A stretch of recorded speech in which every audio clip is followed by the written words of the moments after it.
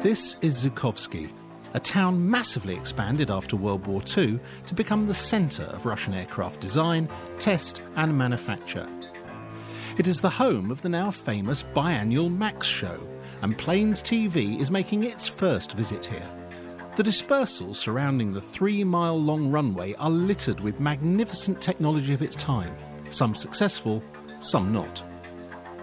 It's not preservation in the public access sense, but all are thankfully defying the scrapman's torch and are testament to important aeronautical innovation. Some of the more historic airframes are approachable.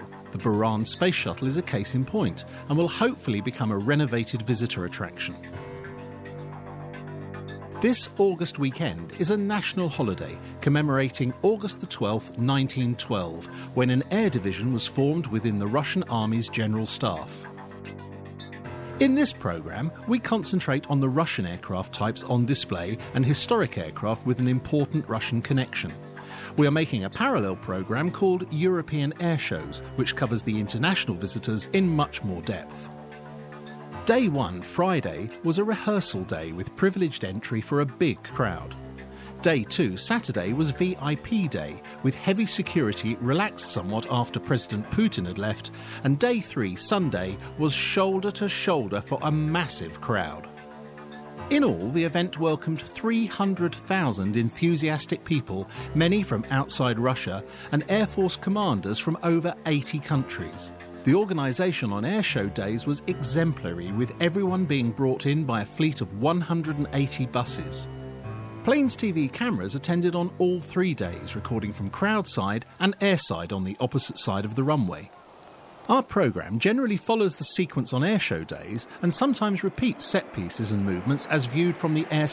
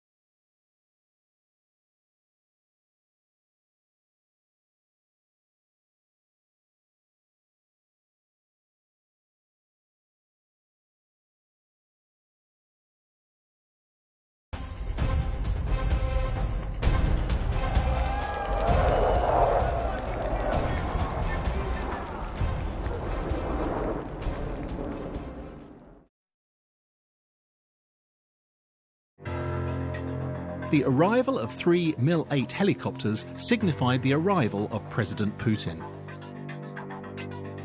Soundtrack 2 on this DVD has no narration, but the powerful event public address system is ever present on the crowdside camera material and generally clean location sound from the airside cameras. With rotors stopped, cue the first item that had been patiently loitering at something like 10,000 feet, a Let-410 with parachutists linking together in freefall. 3 of the parachutists released huge 27 by 18 metre flags befitting this important occasion. This is the flag of the Russian Defence Ministry, led by the flag of the Russian Federation. The third flag is that of the Russian Air Force.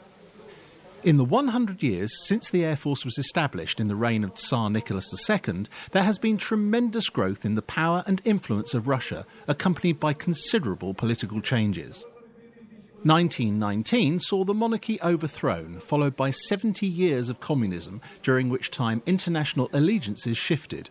Most notably, Soviet Russia was allied to the powers fighting Nazi Germany in what was to become known as the Great Patriotic War. She suffered huge losses beyond contemplation by most in the West. The stalemate of the Cold War saw a big military build-up when the former Allies became potential adversaries, with secrecy and the power of growing nuclear arsenals feeding fear and animosity. Both sides realised the danger and futility of this ever-growing and expensive technology and arms race.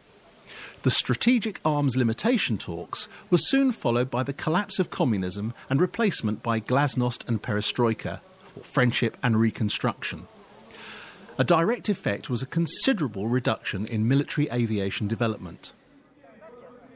President Putin, in his address to the Russian people from the Airshow, thanked all of those who have been loyal to their jobs and traditions in the years when the planes were grounded, and promised $720 billion programme to deliver 600 new combat planes and 1,000 helicopters by 2020, all afforded by a recent boom in oil revenues.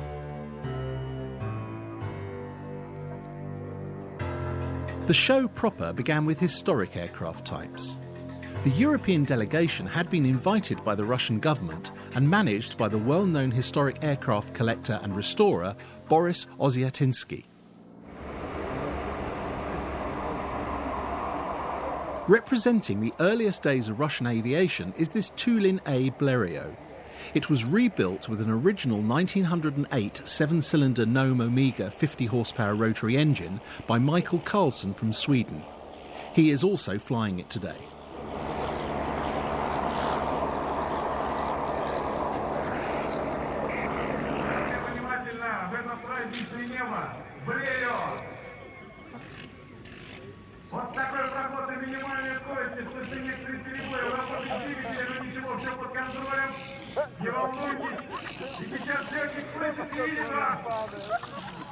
Pioneer Russian scientists such as Nikolai Kibalchich and Alexander Moyesky began theoretical projects in the 1880s, and Konstantin Tsiolkovsky did further work in the 1890s.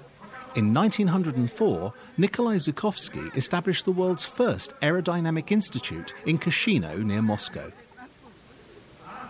In 1910, the Imperial Army purchased a number of French planes and began training the first military pilots. The poet Vasily Kamensky was another founding father of Russian aviation. He learned to fly a Blériot 11 like this one in France and flew widely in Russia, bringing the word samolyot or aeroplane into circulation.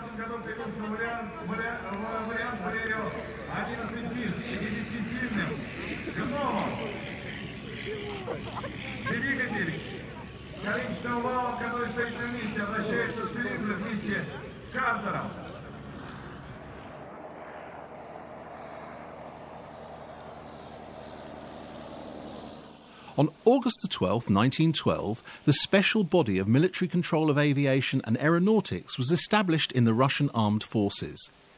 In 1992, this day was officially designated in the Russian Federation as the Day of the Air Force. Kamensky, however, had given up flying by now after a crash in 1911. Flying these flimsy, unreliable and difficult airframes was indeed a dangerous art. Even today, it takes immense skill to fly this Blériot with its wing warping control and unresponsive engine. This French Nieuport in the static display is similar to many used by Russia against Germany in World War I. In the flying display, we see two other aircraft belonging to Michael Carlson. The Tummelisa, or Tom Thumb, was designed and built in Sweden as a trainer just after World War I, but this German fighter, the Fokker DR-1 triplane, was a feared adversary.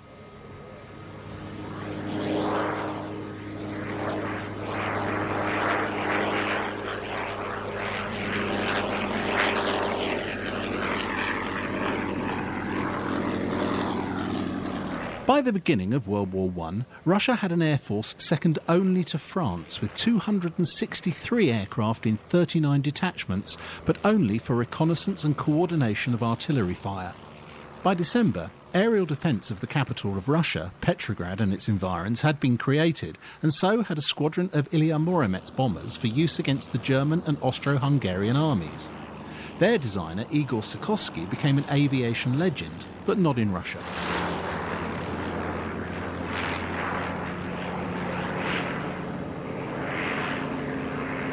This aerial demonstration is reminiscent of the deadly air battles between Russian and German pilots. Among those were the legendary Peter Nesterov, who performed the first aerial ramming plane attack in the history of aviation, and the most successful Russian flying ace and fighter pilot Alexander Kazakov, who shot down 32 enemy planes.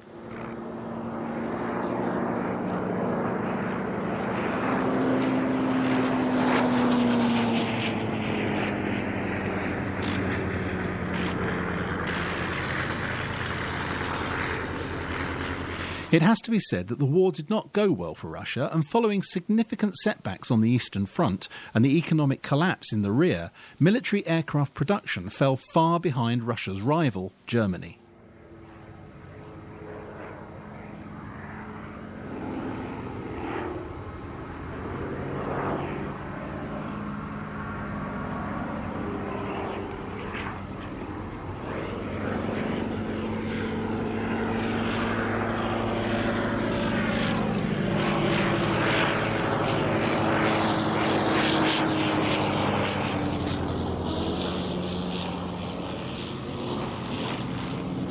In late 1916, Igor Zukovsky built a unique four-engined bomber biplane called Alexander Nevsky, but it was never put into serial production due to the events preceding and following the 1917 October Revolution and Tchaikovsky's emigration to the United States of America in 1919.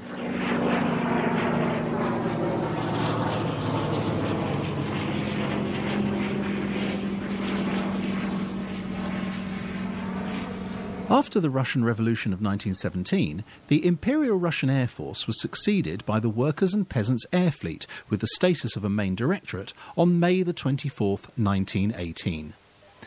By the end of World War I, it had become an independent arm of the land force.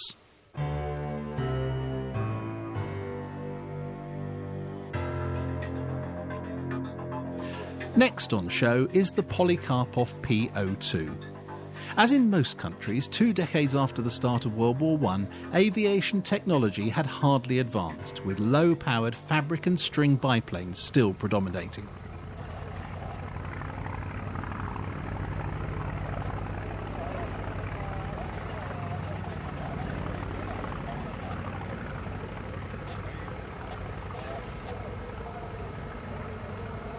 Organisationally, the Air Force acquired the status of an independent arm in 1932, 4 years after this Polikarpov P-02 entered service, although it was known as the U-2 until 1944. It replaced the U-1, an Avro 504 variant in the training role, but was also used for ground attack, reconnaissance, medevac and liaison.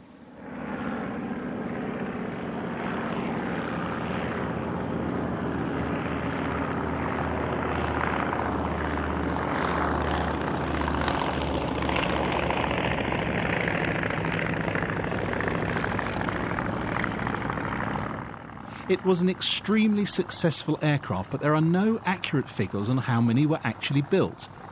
It was certainly over 20,000, and with production taking place in all manner of dispersed workshops from huge quantities of spare parts, there may have been as many as 40,000 built.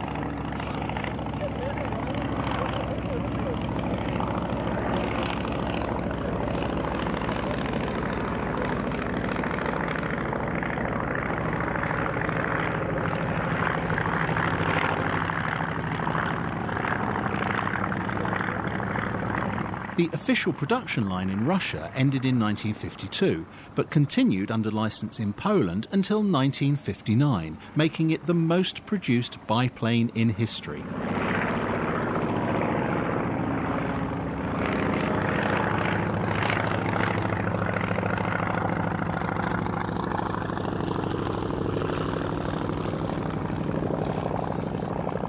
Its operational success in the Great Patriotic War included psychological warfare. Surprise night attacks on German troops, often gliding for the final attack, added to the stress serving on the Eastern Front.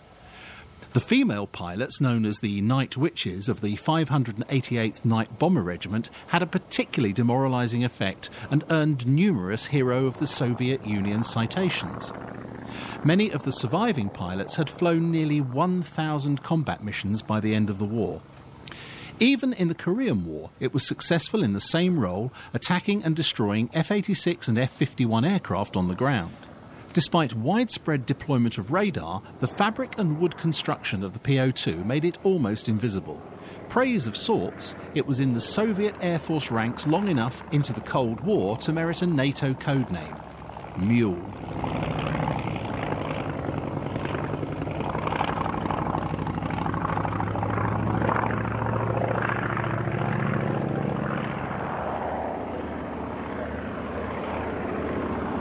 The aircraft Mark 65 is owned by Alexander Krylev, a recent world advanced aerobatic champion.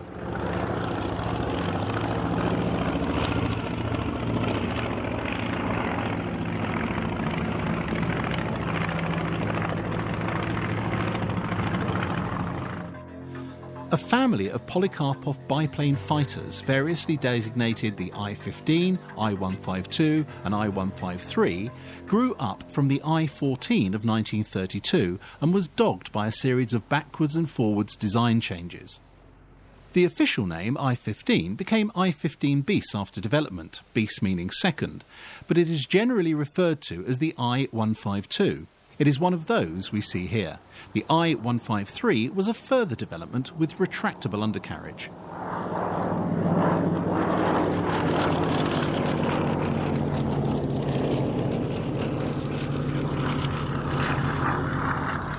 Soviet fighter tactics in the 1930s called for a fast monoplane fighter to break up enemy formations and a manoeuvrable biplane to pick out the now scattered individuals. In practice, this proved to be a flawed plan. From a design point of view, this meant that Polikarpov abandoned the retractable undercarriage and enclosed cockpit of the I-14 and developed the gull upper-winged I-15, known as the Chaika, which translates as seagull. It went into production in 1934.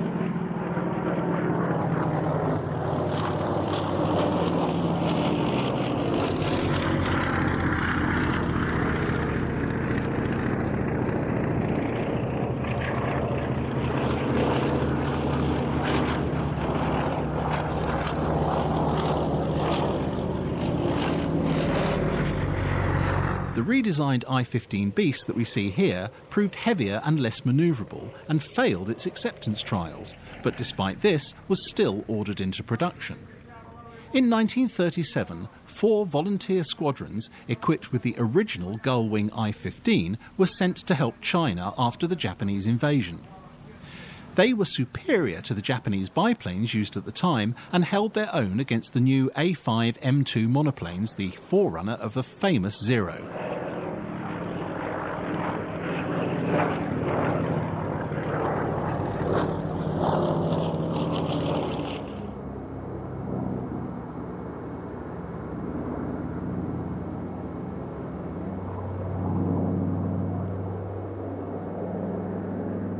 This is the Polikarpov I-152 DIT two-seat trainer.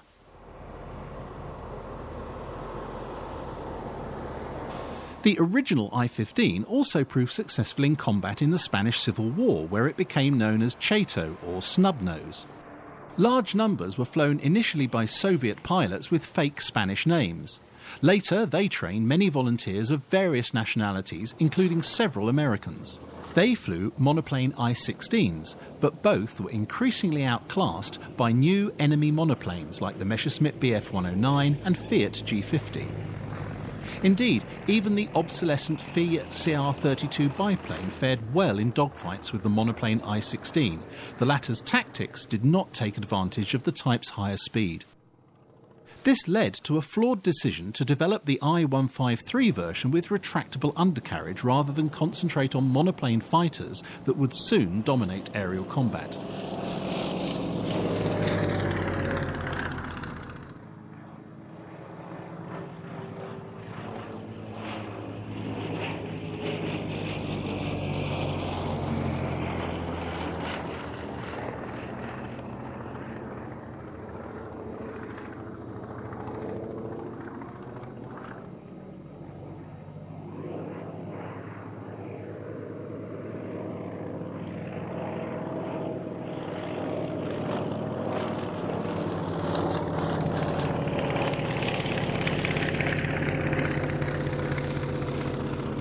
The I-153 had a brief success against the Japanese in Mongolia in 1939, but when Hitler eventually attacked Russia in June 1941, I-152 and 153 biplanes still dominated the Russian Air Force.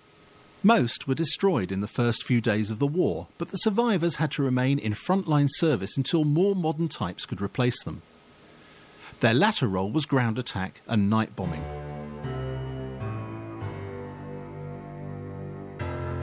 We begin a series of displays by aircraft supplied to Russia by the USA and United Kingdom under the Lend-lease scheme. We start with the Catalina because it had a much earlier association with Russia.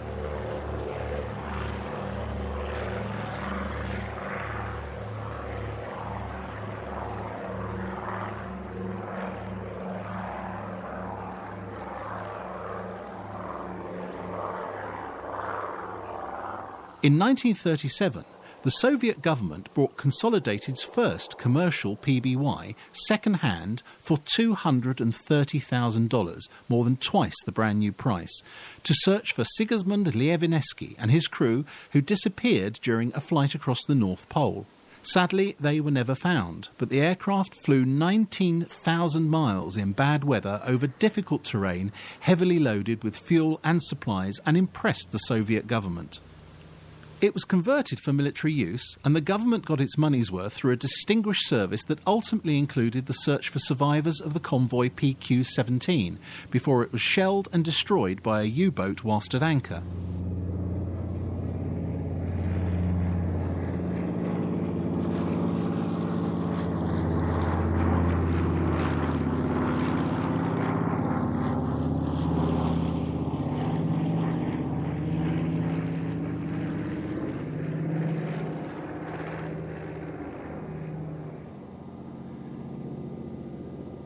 Back to 1937, 3 more examples were bought and assembled in Russia and a contract entered into for licensed production. Designated GST, only 27 were built due to the difficulty of production, low priority, and the fact the factory was overrun by the Germans. 185 were delivered under the Lend-lease scheme, 48 of which were the ultimate amphibious PBY-6A model, and the early ones were, strictly speaking, PBN Nomads because they were built by the Naval Air Factory to a new design rather than alongside the consolidated PBYs.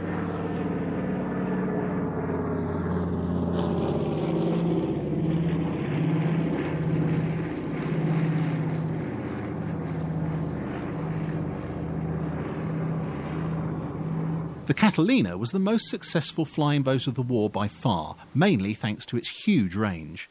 The entire wing was effectively a fuel tank. It was used for maritime patrol, rescue, and made a number of successful anti-submarine attacks.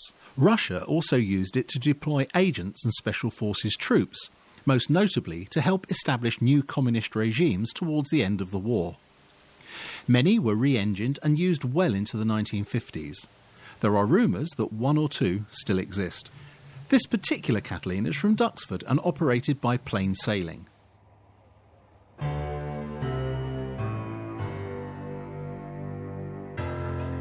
The first Lend-lease type to arrive in quantity was the British Hawker Hurricane in July 1941, less than 1 year after the Battle of Britain, where Hurricanes had shot down more enemy aircraft than all other types put together.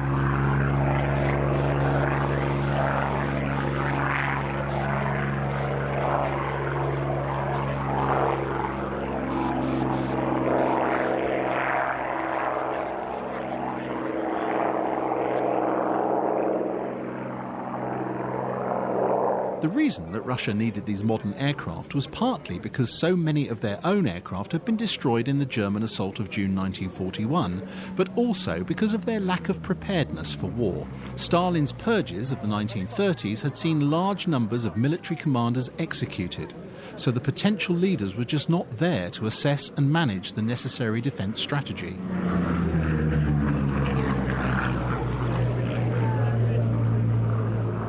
What the Air Force lacked in leadership, equipment and training, they made up for in weight of numbers, dedication and sheer heroism. Lend-lease gave them the time to repurpose their own powerful industries. Almost 3,000 Hurricanes were sent to Russia as part of the Lend-lease agreement. They were popular with pilots because they were simple to control and easy to maintain and repair. Also, all Hurricanes were fitted with radios, unlike Russian aircraft.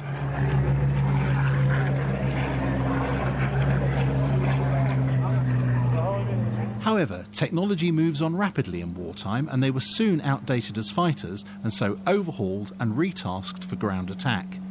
Britain also sent over 1,300 Spitfires.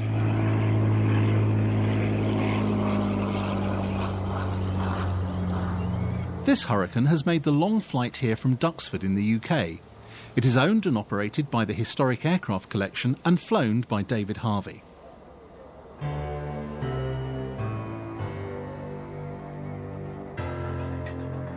It is a pity that the show was not able to muster a P-39 Aerocobra, the most successful of all Lend-lease types, so the P-40 will have to fill in. Around 2,400 of various marks were delivered, both models B and C called Tomahawks, and later models the Kitty Hawk. Soviet pilots found it a match for the German 109, and it was good at low level too, able to take a lot of battle damage.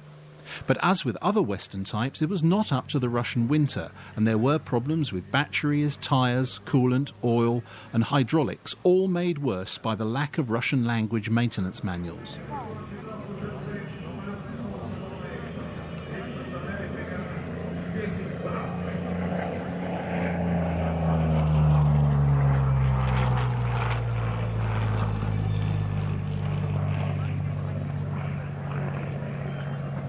The Russians became adept at modifications and workarounds. A typical situation would be when cracked radiators had to be repaired, then silver cutlery to melt down would be confiscated from nearby villages. With the P-39, the Russian pilots were able to teach the Americans effective modifications and use. This Kitty Hawk is a P-40N built in 1942 and flies in her original colours of the 7th Fighter Squadron. It is owned by the French Amical Jean-Baptiste Salis Association and flown here by Bob Villanova.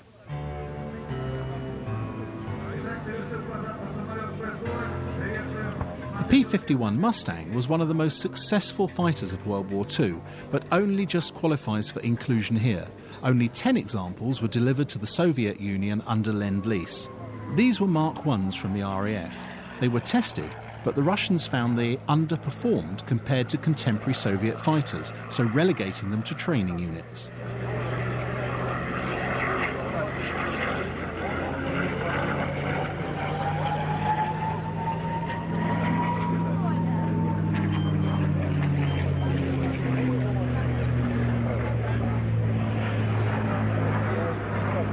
As the P-51 was developed, it became ideal for long-range escort of bomber formations, but this was a role that was never needed on the Eastern Front.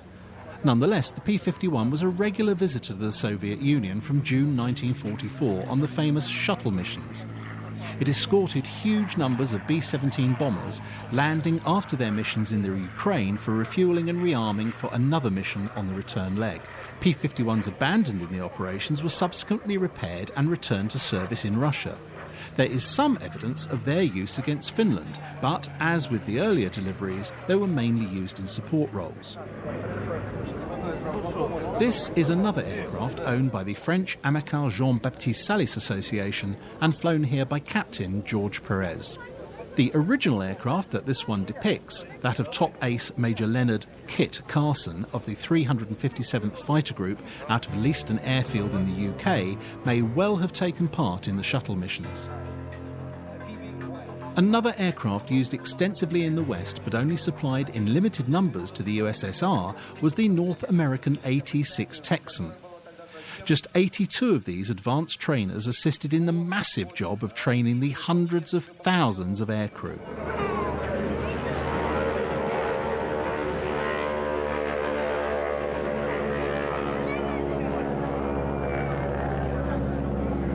In truth, the Soviet Air Force did not need a trainer aircraft from the West. They had capacity to make large numbers of simple aircraft, plus enough obsolete types to do their own job.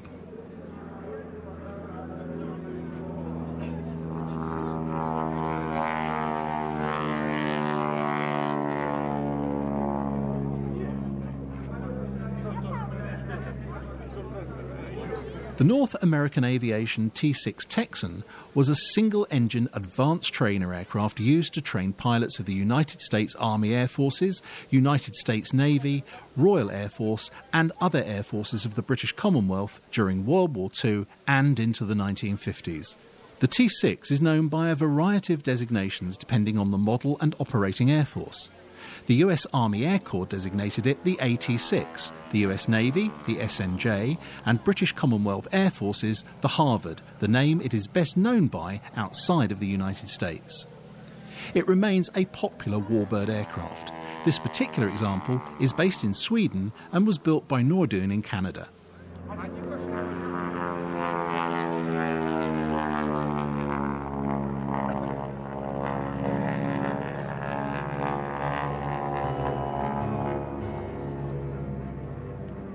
Another aircraft built by North American and this time a Soviet pilot's favourite. The B-25 Mitchell bomber was a cruise delight right down to the survival pack that included a fishing rod and bait.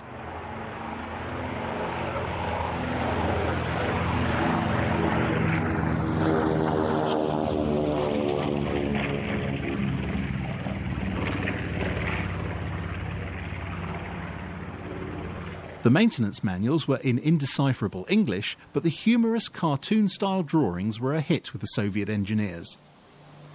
They were among the first Lend-lease aircraft to arrive, seeing action from Stalingrad right up to the war's end.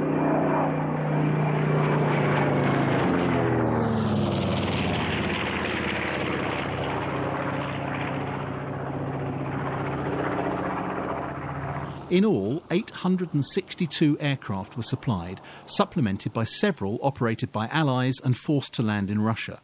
Indeed, one such was a survivor of the famous Doolittle raid on Tokyo, having taken off from an aircraft carrier in the Pacific.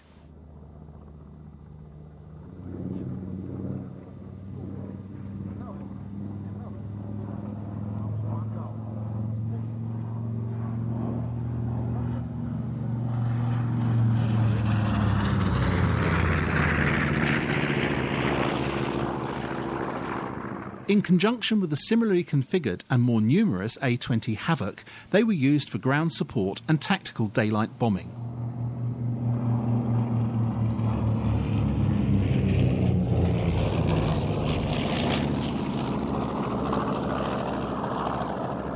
This B-25J was built in 1945 in the North American Aviation plant in Kansas City and delivered to the United States Army Air Force. Struck off charge in 1957 and initially stored in the Arizona desert, she eventually returned to flight as a crop duster. A succession of owners continued the restoration to military configuration and colours, ultimately to its near brand new condition for Red Bull in Austria. Another hugely welcomed Lend-lease aircraft was the Douglas DC-3 Transport, or C-47 in military service. 237 were already in use in Russia as civilian airliners by the time of the Nazi invasion, following an agreement to manufacture under licence by Lisanov in 1936.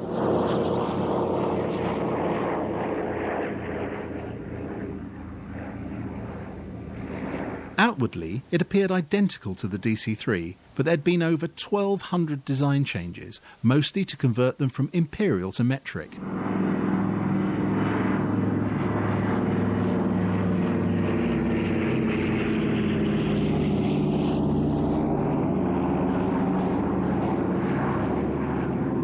The original civilian airliner was designated PS-84 and the subsequent military version the Li-2.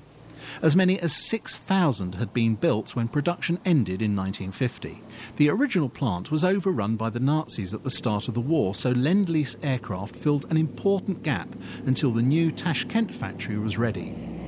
A total of 707 of various C-47 and Dakota Marks 1 to 4 were delivered.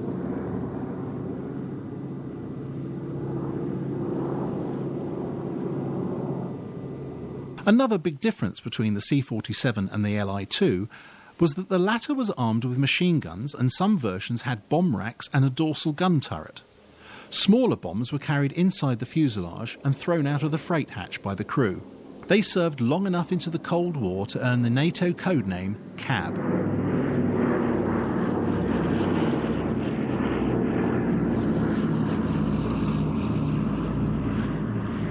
With so many DC-3s and C-47s still flying around the world, it is a real sadness that only one Li-2 is known to survive in flying condition. To represent the Soviet Li-2, Sweden sent the C-47B Skytrain. An interesting anecdote around the Lend-lease story is the unofficial way that Western civilians would stuff all manner of gifts, food cans, warm clothing, into every free space. Female ferry pilots even left cosmetics and stockings.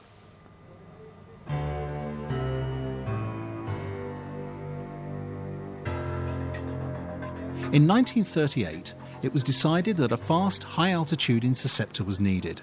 The MiG-1 first flew in March 1940, but was an aerodynamic nightmare, caused partly by the imbalance of a heavy, powerful engine and the extensive use of wood in the airframe. Only 100 were built before production switched to the vastly improved MiG-3 that we see here.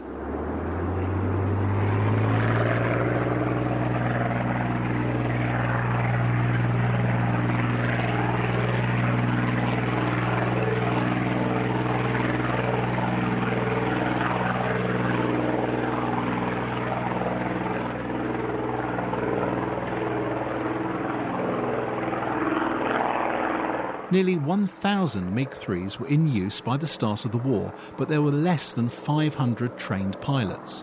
Although it was faster than both the Spitfire and the Bf-109 at 20,000 feet, most of the aerial fighting was at a lower level where it lost its advantage, and it was equally unsuitable for ground attack when pressed into that role in late 1941.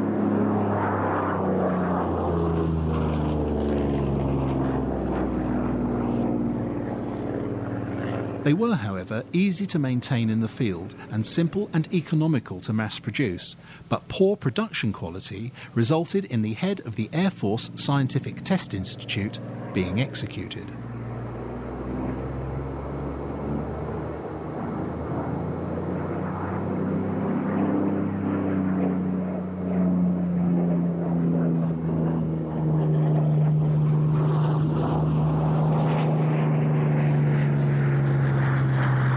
An improved MiG-3UD was introduced in 1941, which not only gave it increased aerodynamics, it enabled an improvement in production quality.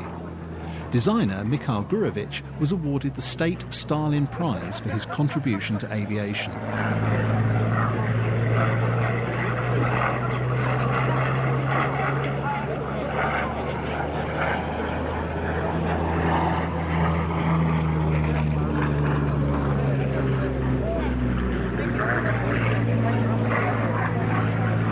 A final version, the MiG-3U, was introduced in August 1942 with a new wooden fuselage. It was lighter weight and better armed, but a decision to prioritise the IL-2 Sturmovik saw production finish at the end of 1941 with almost 3,200 built. Despite its failings, Russians were adept at workarounds, and ace pilot Alexander Pokrushkin scored many of his 53 official victories in the MiG-3.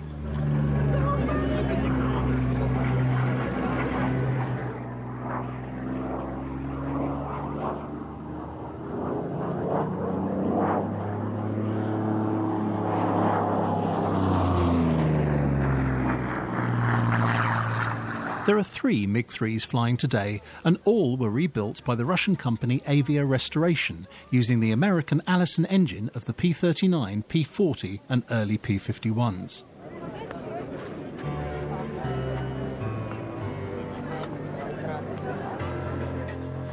The family of Yak fighters, Yak 1, 3, 7, 9 and the trainer Yak 11 here could be considered equivalent to the development of the Spitfire and Messerschmitt 109 through their various marks, although their designations are a bit confusing. This Yak 9 actually preceded the Yak 3 that we see next.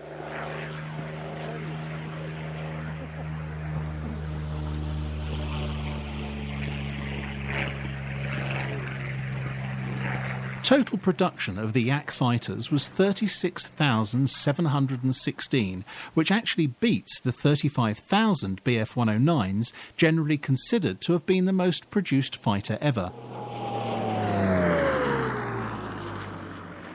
Unlike the MiG-1, the Yak-1 was actually an instant success. Fast, manoeuvrable, well-armed, reliable and easy to maintain. The Yak-7 that followed was simpler, tougher and better still.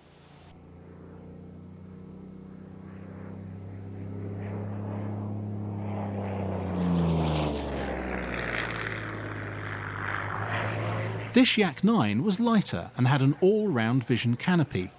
Pilots thought it comparable or better than the Messerschmitt Bf-109G and Focke-Wulf FW-190.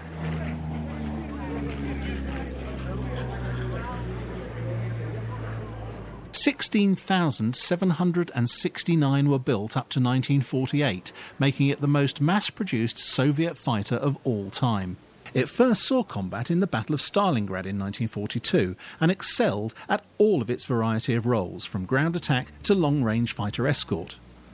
It was a particularly good dogfighter, so much so that instructions issued to the Luftwaffe were not to engage Yaks that did not have an oil cooling intake under the nose. This is something of a turnaround to the Nazi propaganda leaflets dropped over Moscow in 1942, goading the Russians to send something up worth fighting.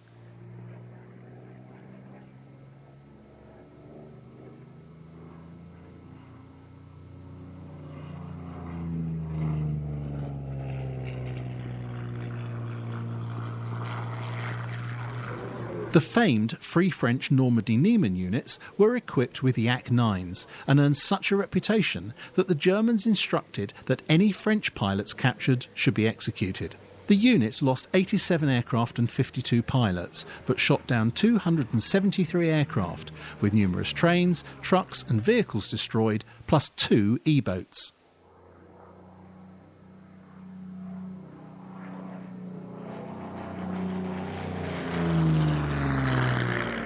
A Yak-9 was the first Soviet aircraft to shoot down a Messerschmitt 262 jet and was used by North Korea in the Korean War. The aircraft we see here is Paul Beauchamp's Yak-9 N82112 from Switzerland.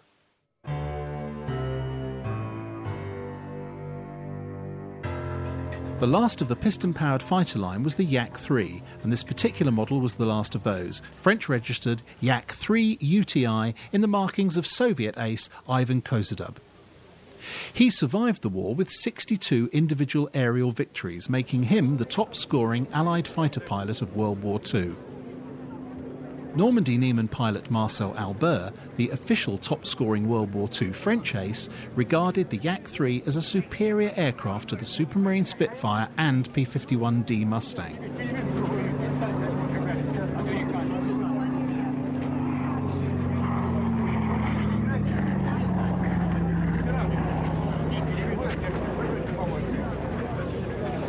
Fitting a radial engine was an attempt at increasing performance and solving the overheating problems of the inline engines.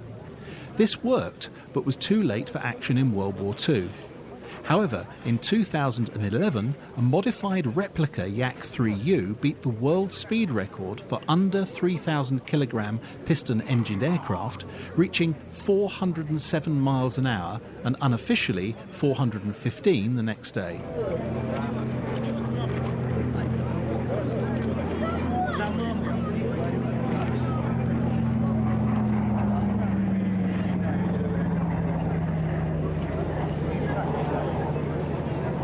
Unusually for fighters of any country, the Yak-3 was never seriously tasked with ground attack.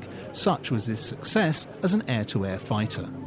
The production line was reopened in 1991, and a number of true replica Yak-3s have been newly manufactured by Yakovlev for the warbird market, using the original plans and dies. These are powered by Allison V1710 engines and have the designation Yak-3M.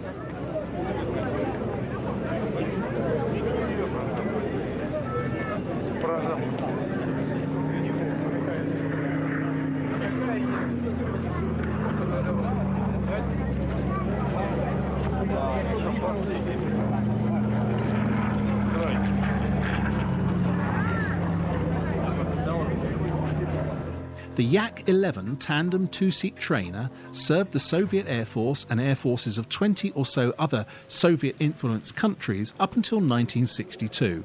Nearly 4,000 were built in Russia and a further 707 under licence by Let in Czechoslovakia, where it was designated the C-11. Its NATO code name was Moose, but Warsaw Pact countries called it the Hawk.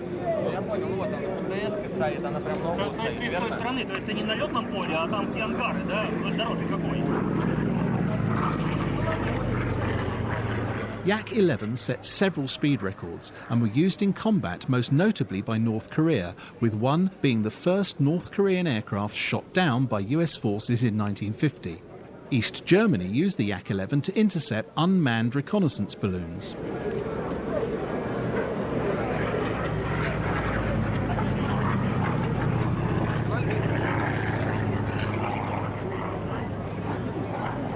Around 120 Yak-11s remain in airworthy condition due to its popularity among warbird and air racing enthusiasts. This is one such, operated by Capel Aviation from France. A cold look at World War II casualties explains why the Soviet Union felt it was so important to build military strength and create a geographical buffer to its homeland. Around 24 million Russians were killed, more than half of them civilians, compared to under 1 million for the UK and USA combined. And so began the Cold War and an arms race.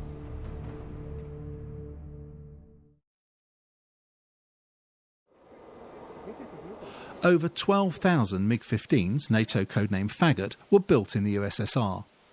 Licensed forward production is thought to have added another 6,000, making it the most widely produced jet aircraft ever made.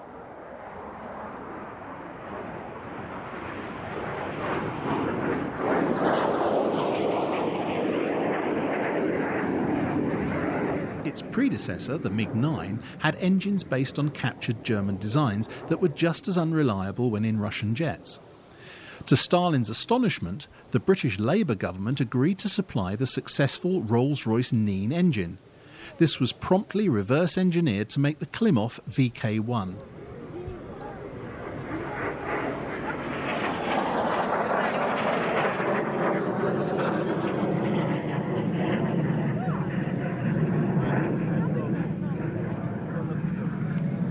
With swept-wing technology captured from the Germans and a powerful and reliable jet engine, the MiG-15 flew just in time to deploy in combat against UN forces in North Korea in 1950. The focus has always been on aerial duels with the F-86 Sabre, but the MiG-15's job was to attack the B-29 bombers operating with impunity, protected by advanced jets like the F-80 Shooting Star and F-84 Thunderjet. In that role, they were entirely successful, causing the cancellation of the B-29 daylight bombing missions.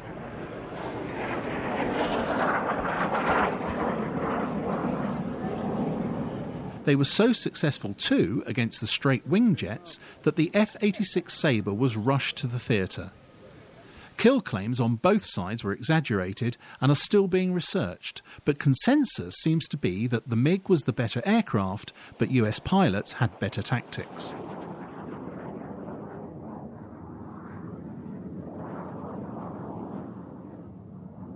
The MiG-15 was just as successful against the bombers at night, and those missions were also curtailed. But it did meet its superior in the Douglas Skynight, which had an effective combination of search and fire control radar.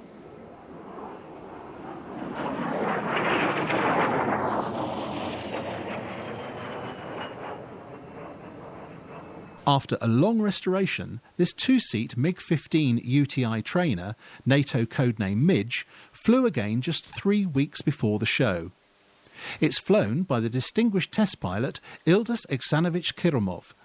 The owner, Chizik Andrei Stanislavovich, intends to build up a collection of Russian and Soviet types.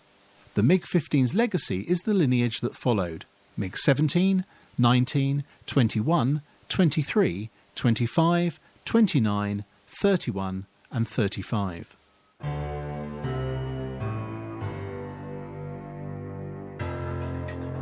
Mikhail Mill developed his first helicopter, the Mi-1, in 1950, powered by a piston engine in common with all other first-generation helicopters. But the advent of gas turbines brought the opportunity for much more power and therefore load carrying capability for a similar aircraft weight.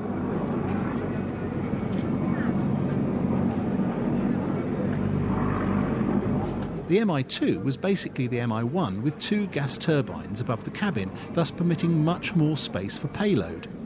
It first flew in 1961 and production was transferred to PZL in Poland. Nearly 5,500 were built from 1965 to 1998, and it has been so successful that hundreds still fly today.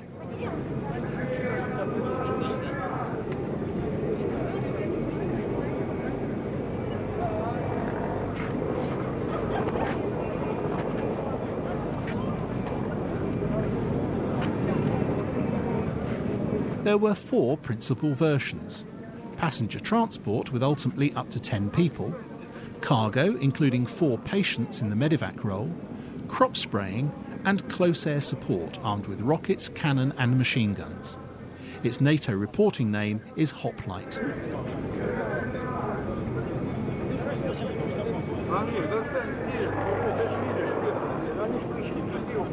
These days, many like this one are used for training and flight experience operated by DOS-AAF, which literally is the Volunteer Society for Cooperation with the Army, Aviation and Fleet.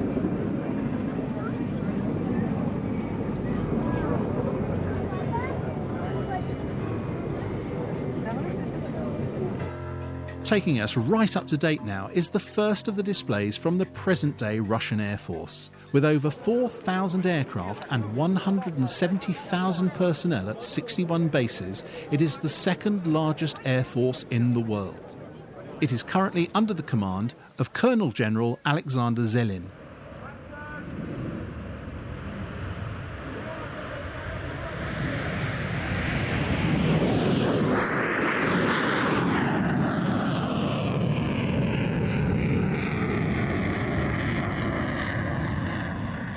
Ten of these Sukhoi Su-35S super-manoeuvrable multi-role fighters are in service, with another 48 on order.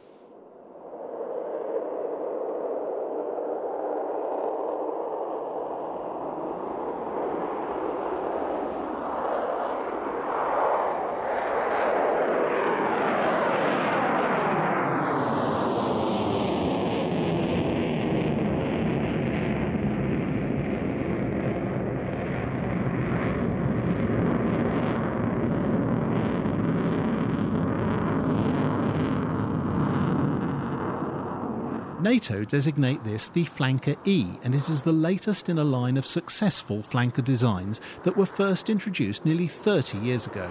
It was originally designated Su-37 when it first flew in this configuration in 1996, but confusingly changed to Su-35BM and then went into production as the Su-35S.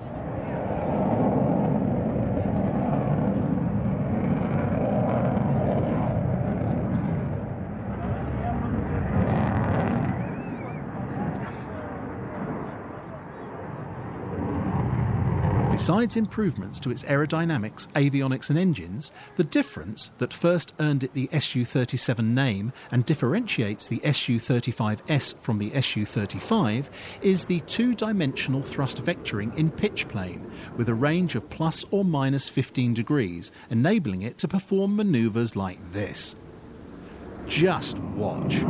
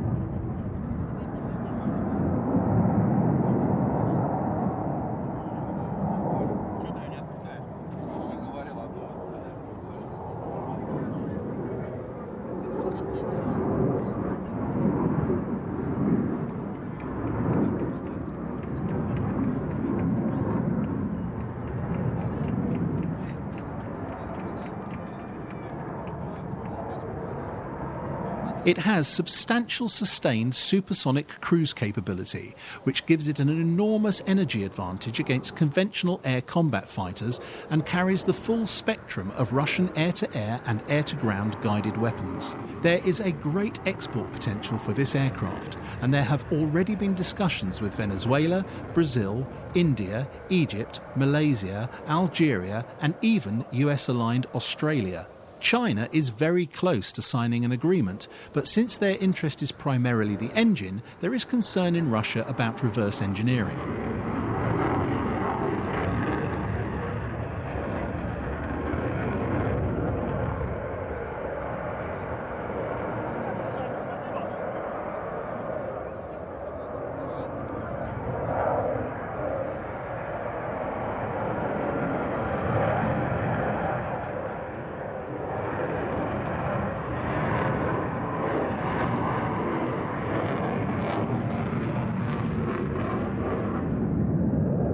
The Su-35 has considerable long-term growth potential.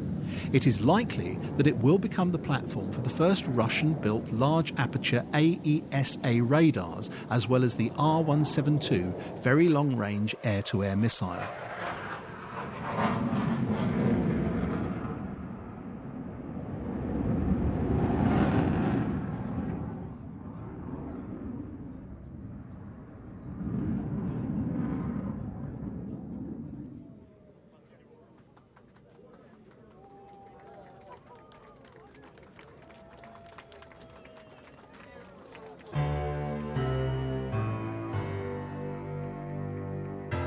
Vyazma Rus fly the Aero L-39 Albatros advanced trainer.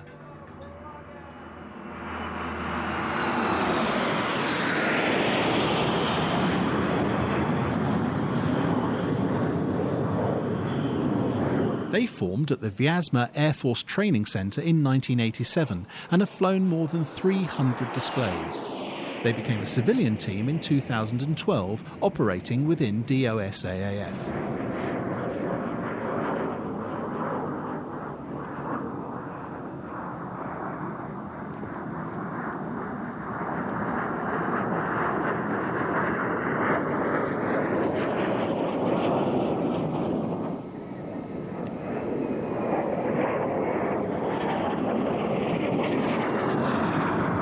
DOS-AAF is a paramilitary sport organisation concerned mainly with weapons, automobiles and aviation. Its original goal was to prepare reservists for the armed forces, and the word volunteer really meant partially obligatory. It was also a fundraiser for the military.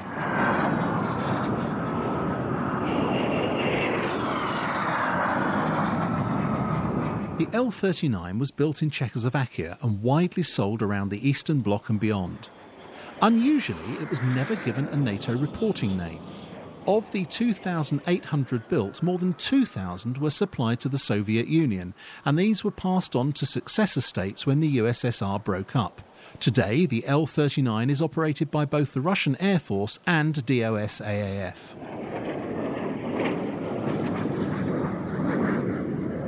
The type has become very popular with wealthy private pilots, and more than 250 are registered in the USA.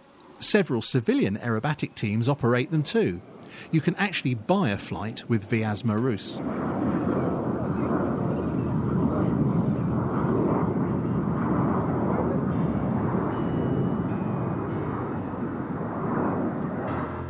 The Beerkutz aerobatic display team from the Russian Air Force have recently re-equipped with the MIL Mi-28 attack helicopter, NATO name Havoc.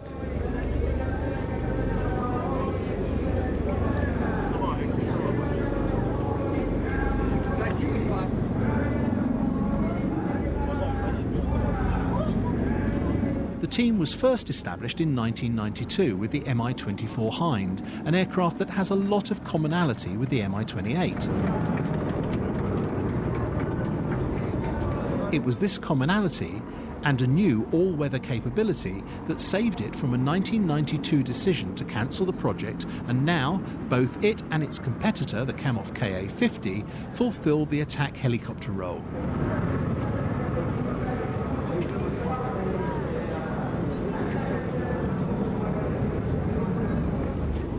Around 30 are in service, with 67 due to have been delivered by 2015.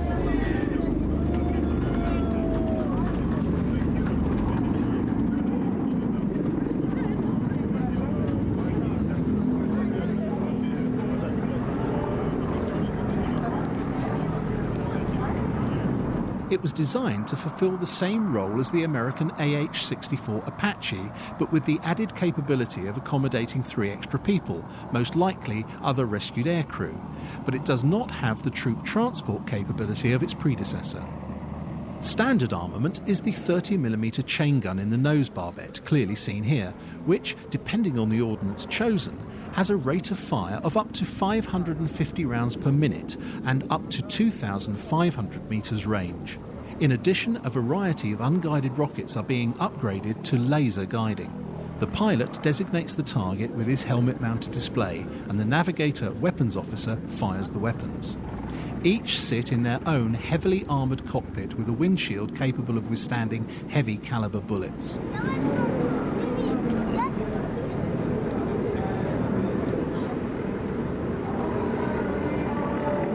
All Mi-28s in the Beer Cup team are standard surface helicopters from Torzok Air Base and do not have any special paint scheme.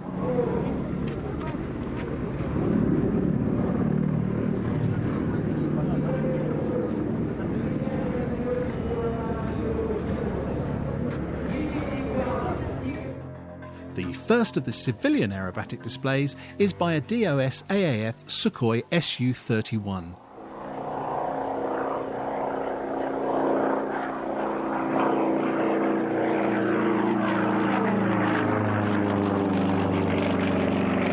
Funds for sport aircraft have been severely limited in recent years, but the Central Aviation Club was recently able to purchase and renovate a handful of Su-26 and Su-31s. It is these aircraft that Russia's renowned international aerobatic pilots will be using for training and competition.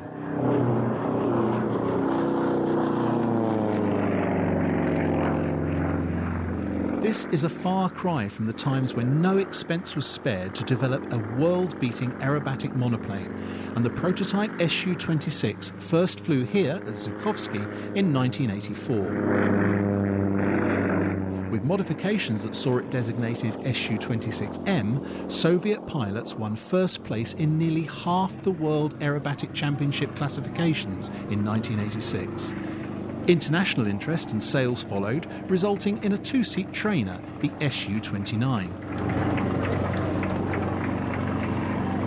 This single-seat Su-31 we see here is outwardly almost identical to the Su-26, but in fact only shares 65% commonality. It is lighter, more powerful and more manoeuvrable, and tests the human frame to the very edge of its capability. So much so that it became the first aerobatic aircraft fitted with an ejector seat. It is even survivable flying inverted at 150 metres.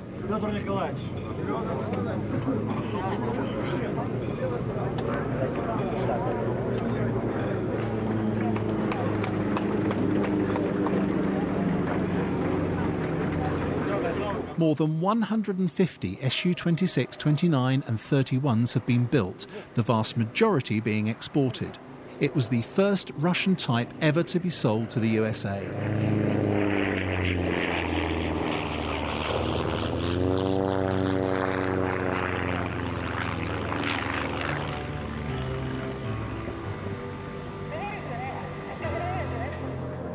A highlight now that many have been waiting for, a formation flyby of the bombers of the Long Range Aviation Command.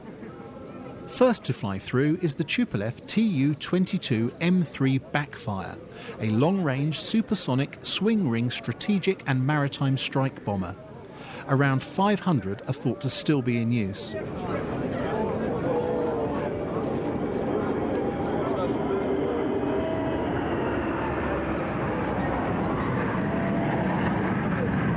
After the dissolution of the Soviet Union, long-range aviation in Russia became close to dormant and formally disbanded in 1998, but deep penetration missions began again in 2007 and the command reformed in 2009.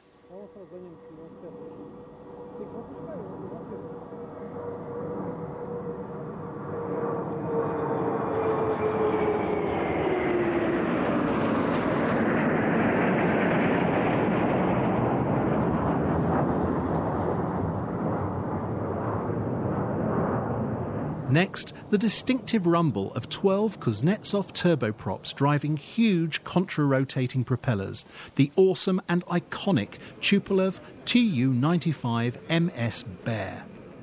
A Tu-95 dropped the so-called Tsar bomb in 1961, the most powerful atomic weapon ever detonated. Like the American B-52, it is expected to remain in service for some time, not just as a weapons platform, but a symbol of Russian power and prestige.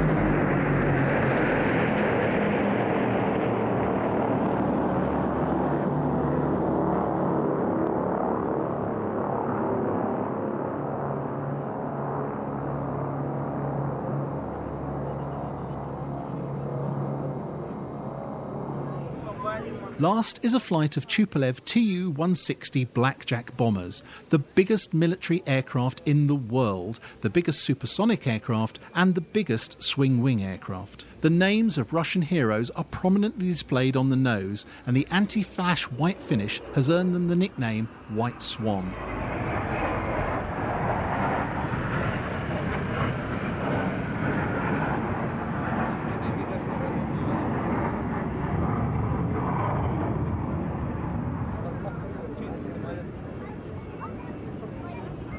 "16 have been built and a further 14 are on order.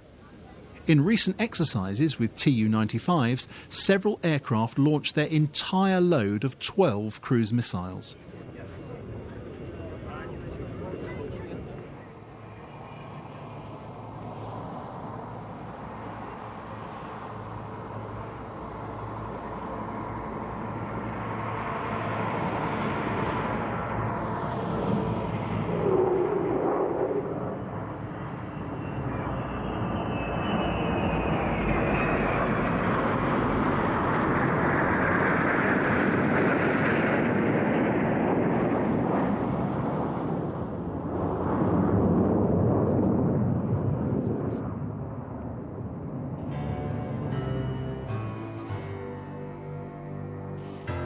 A look now at Antonov transports, a range of contrasts, some of them world record breakers. Oleg Antonov began work on his go-anywhere, do-anything aircraft in 1937, but abandoned that to concentrate on the A-1 family of training gliders. After the war, the AN-2, Anushka or Annie to Russians and Colt to NATO, started on its 45-year production run. The rest, as they say, is history.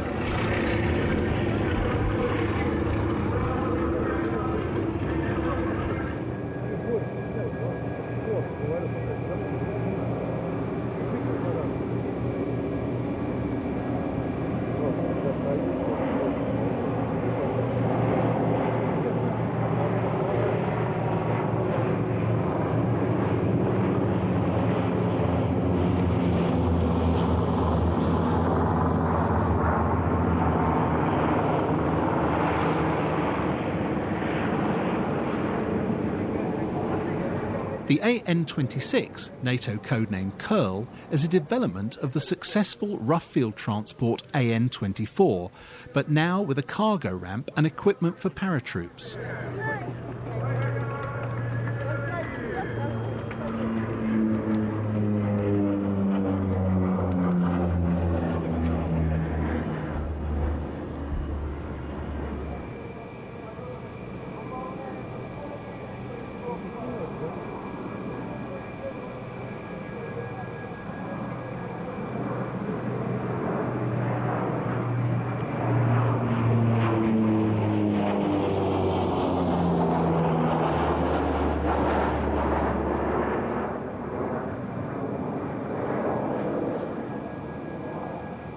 The Antonov AN-140 is designed to replace the AN-24 series of aircraft, and the Russian Air Force received its first early in 2012 for VIP transport, with another 10 on order.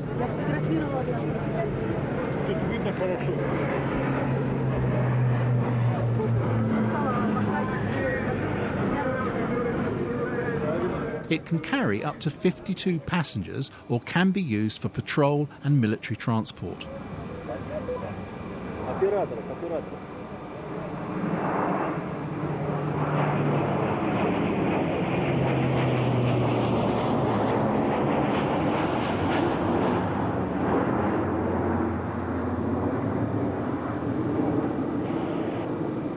The Russian Air Force still uses 50s of these outstanding veteran AN-12 Cub tactical transports.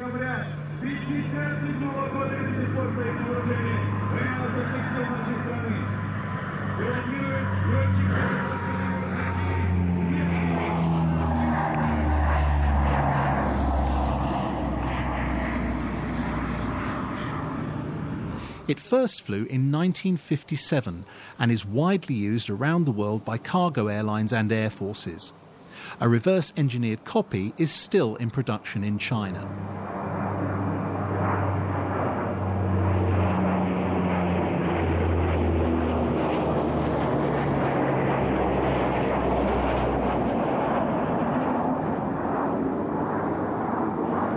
The Antonov AN-22, NATO codename Cock or Anti in Russia, astonished Western observers with his surprise appearance at the Paris Airshow in 1965.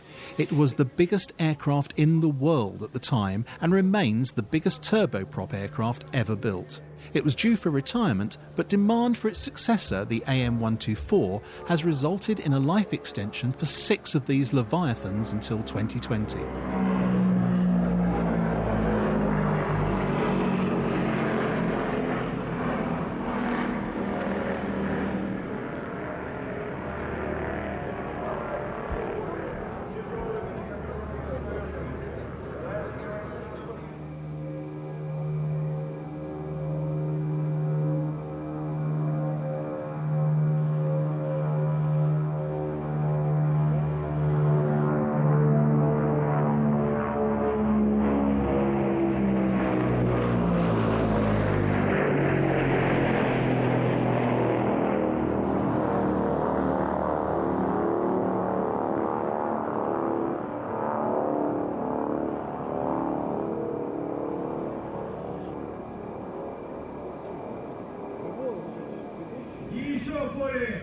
The AM-124 Ruslan, NATO codename Condor, is another world-beating Antonov design. It carries 150 tons of cargo, 25% more than the US equivalent C-5 Galaxy.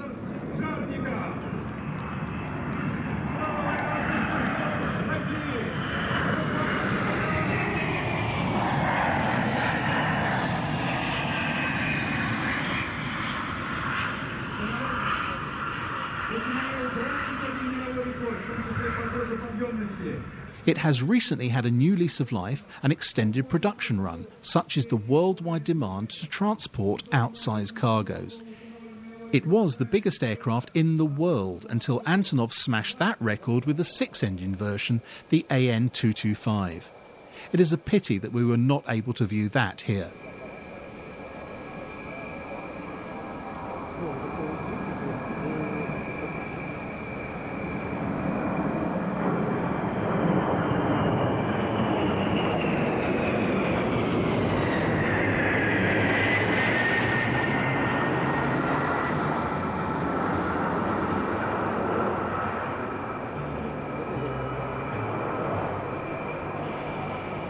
The Soviet airline Aeroflot initiated the development by Let in Czechoslovakia of a twin-engine short-range transport to replace the AN-2. The result, this L-10 turbolet, has been a worldwide success and is still being manufactured with outstanding orders for the Russian Air Force.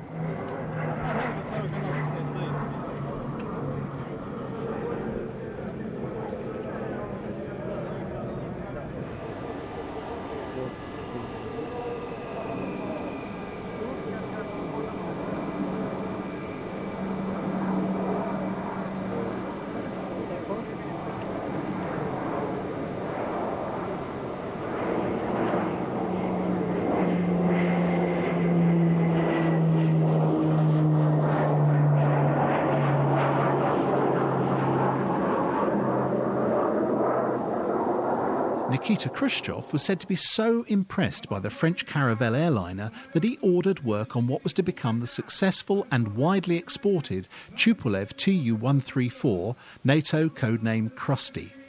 852 were built and many still survive today. The UBL and the UBK, are bomber trainer variants.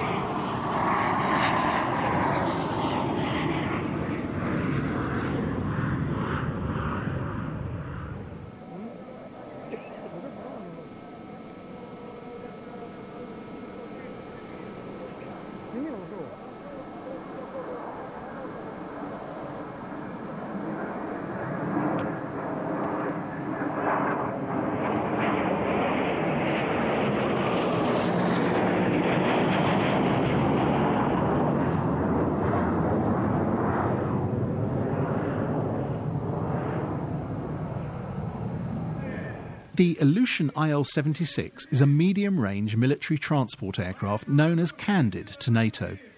It entered service in 1974 and nearly 1,000 have been built. It proved especially successful during Soviet operations in Afghanistan, being able to withstand significant battle damage from heat-seeking missiles and heavy-caliber machine guns.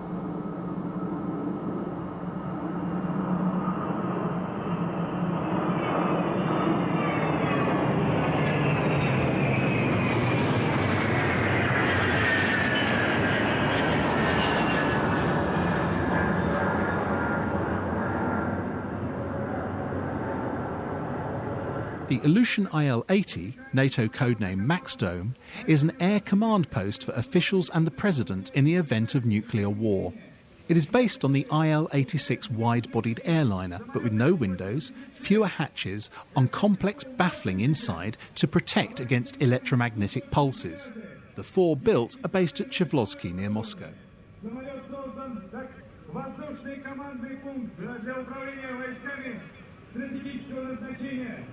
Во время различных конфликтов, в том числе и ядерной войны,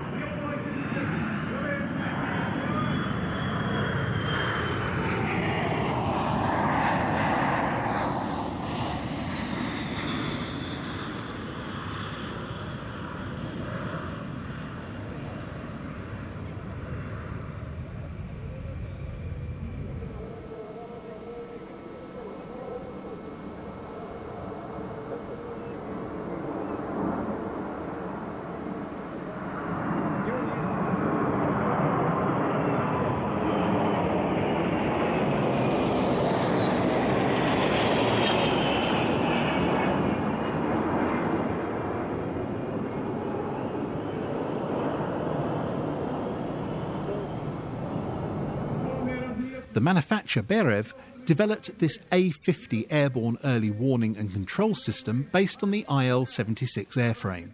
It is fitted with the powerful Bumblebee radar and communications set, and the upgraded A-50U variant can track up to 150 targets and control 10 to 12 fighters. Its NATO reporting name is Mainstay.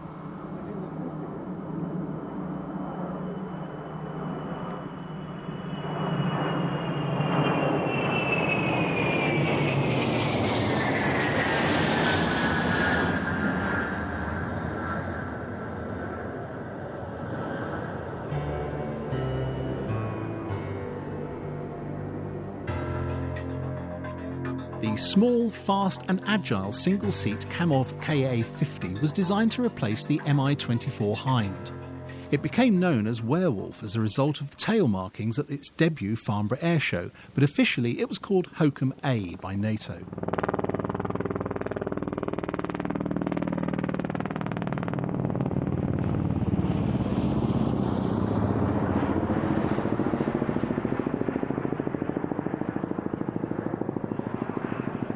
The breakup of the Soviet Union prevented it going into mass production and cut back the development of a night attack capability. By now, Mill had developed the two-seat tandem Mi-28 design, and Kamov decided to develop a two-seat version of the Ka-50. The second crew member would operate the Optronics radar recce suite.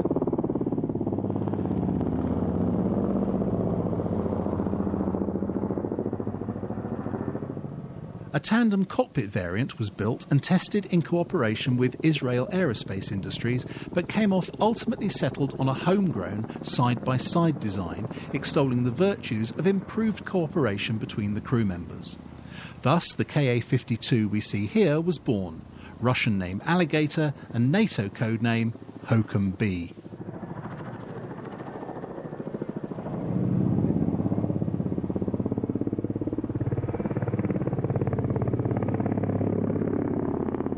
Whilst the Mi-28 has become the standard attack helicopter for the Russian Air Force and Army, there are 140 Ka-52s on order for the Air Force. The Navy too has chosen the Ka-52. The argument which is the best will continue. Is the Ka-52 more stable and safer because of the contra-rotating rotors? Does the Mi-28 cockpit protect the crews better? Does side-by-side seating make for better crew cooperation? In the meantime, the single-seat Ka-50 is the mount of choice to support special forces. Time and perhaps export sales success will determine the winner.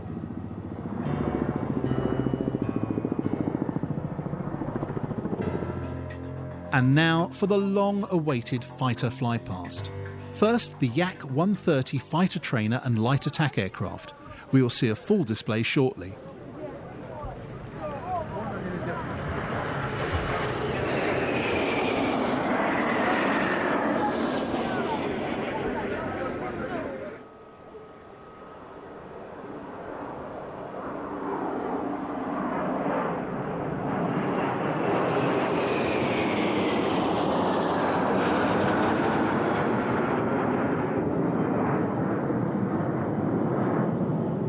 The Sukhoi Su-24 Fencer is a supersonic swing-wing two-seat attack aircraft. Around 500 are still in use of the 1400 produced, mostly this M version.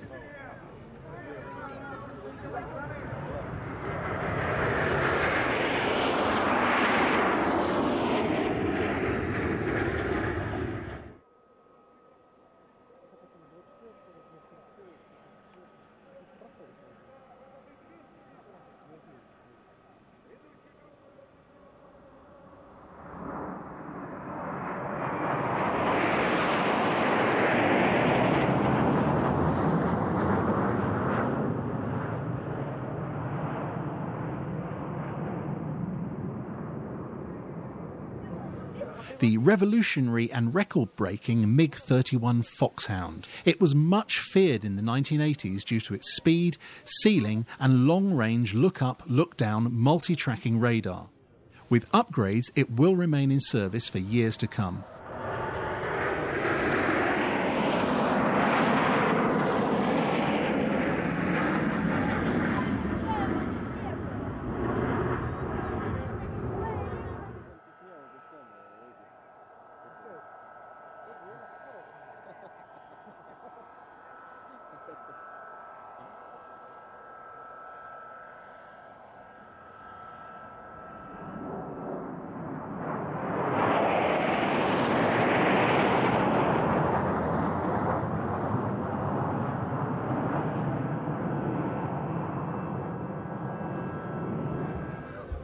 The Sukhoi Su-34 fullback we will also see later. It is a two-seat fighter bomber designed to replace the Su-24 Fencer. For a fighter-sized aircraft, it has an unusually long range.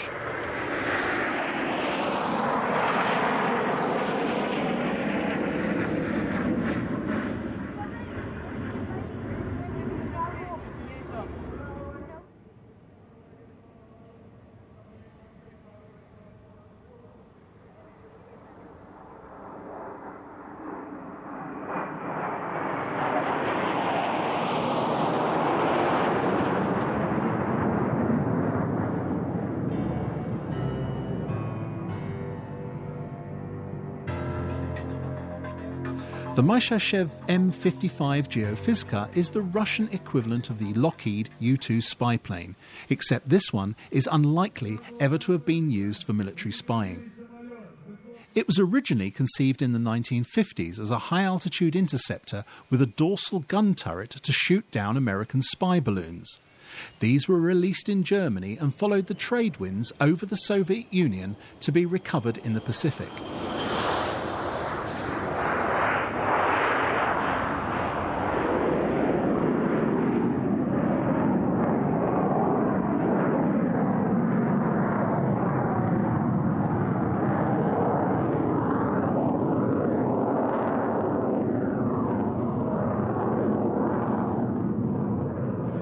The balloon flights finished before the aircraft flew, so the development slowed, and it eventually flew in 1978 as the single-engined M17, dubbed Mystic by NATO. The twin-engined M55 Mystic B that we see here first flew in 1988 and set 15 world records for height, all of which still stand today. 4 were built, but it's believed that 3 were lost in accidents.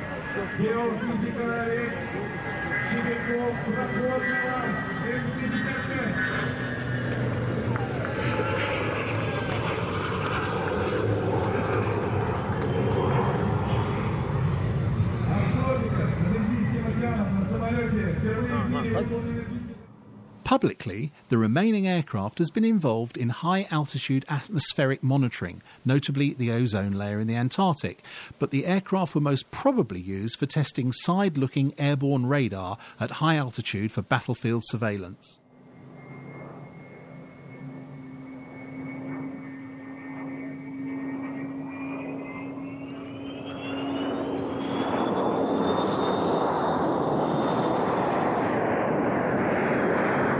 Standoff surveillance rather than overflight has only ever been the option for the M17 M55.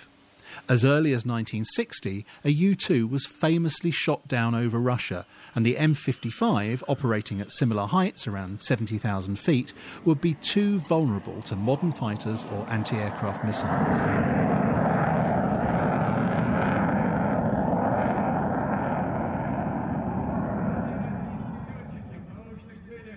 Recently, the Russian Ministry of Defence has ordered an upgraded version to be built from one of the 2 unfinished airframes at the Smolensk factory. India and Israel have both been talked about as possible customers for an ELINT, electronic intelligence version.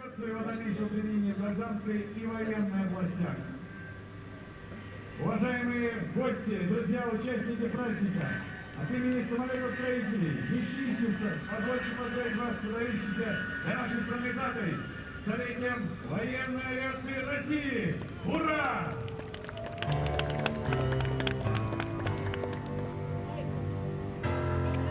Leading this mixed bag of helicopter types in service with the Russian Air Force is the giant Mil Mi-26, NATO codename Halo, by far the largest helicopter ever built. It can fly on one of its 2 engines and carry almost its own empty weight. It is widely used by the world's military and some civilian operators too. Accompanying it are 4 Mil Mi-8 hip transport and assault helicopters, one of the world's most successful helicopters, with over 17,000 built, including the Mi-17 export version.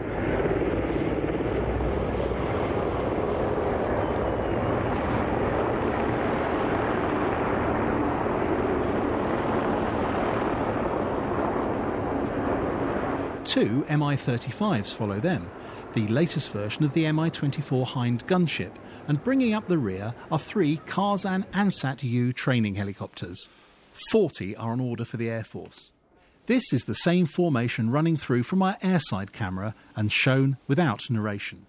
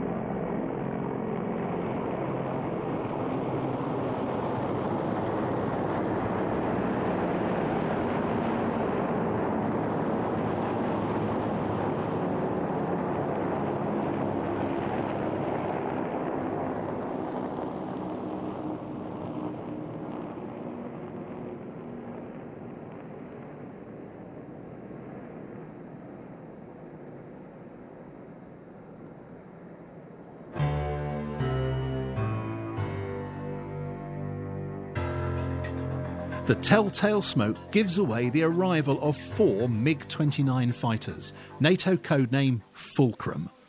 These aircraft are based at the nearby Kubinka training base and are demonstrating the aircraft's impressive dogfighting ability.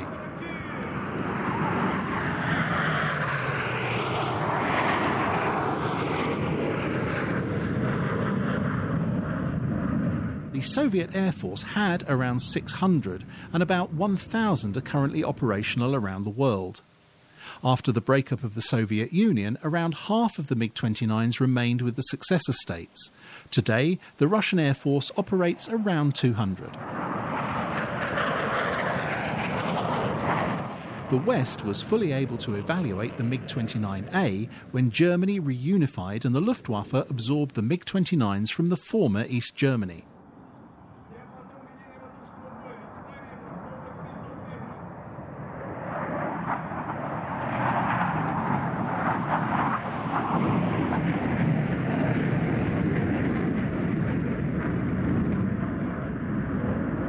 In 1997, the United States purchased 21 later models from Moldova, partly for evaluation, but mainly to stop potential nuclear bombers going to rogue states, especially Iran. Most are thought to have been scrapped.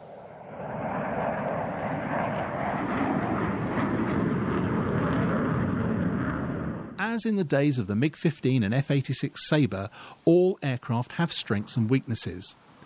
The MiG-29 was found to be very capable in dogfights at subsonic speeds, and the helmet-mounted sight was especially praised. In the visual range, even without fly-by-wire, an experienced MiG-29 pilot would have a distinct advantage against the best of the West.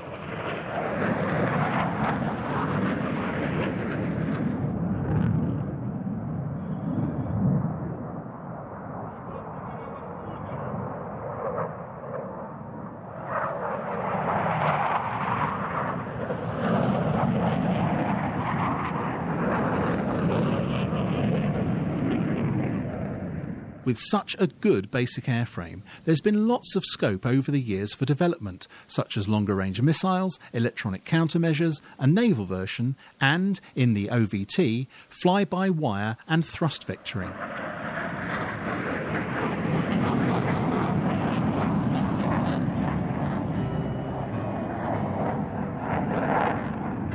The Lipetsk Combat Training Regiment presented a half-hour spectacle including the MiG-29C, the Su-27 SZM combat aircraft, a Sukhoi Su-34 solo demonstration and the Russian Falcons with formation routines by 4 Sukhoi Su-27 SZMs.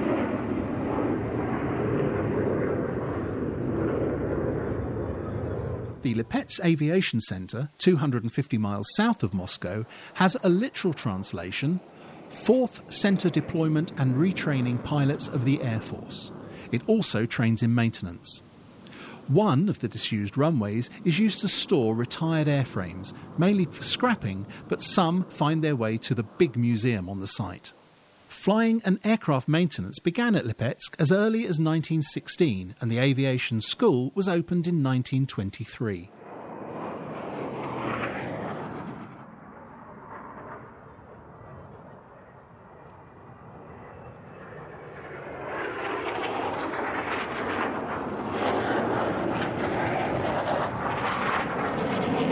In addition to these MiG-29s, Lipetsk is also home to Su-24, Su-25, Su-27, Su-30, Su-34 and Yak-130 aircraft, and more recently to all 3 Russian aerobatic teams, the Russian Knights, the Swifts and the Russian Falcons.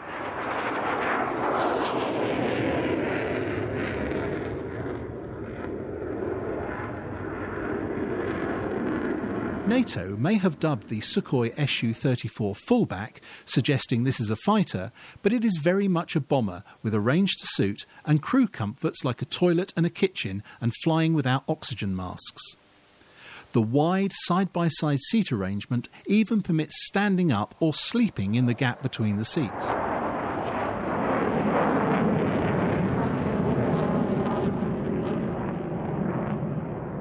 This solo display is flown by the commander of the Lipetsk Aviation Centre, Major General Alexander Karchevsky.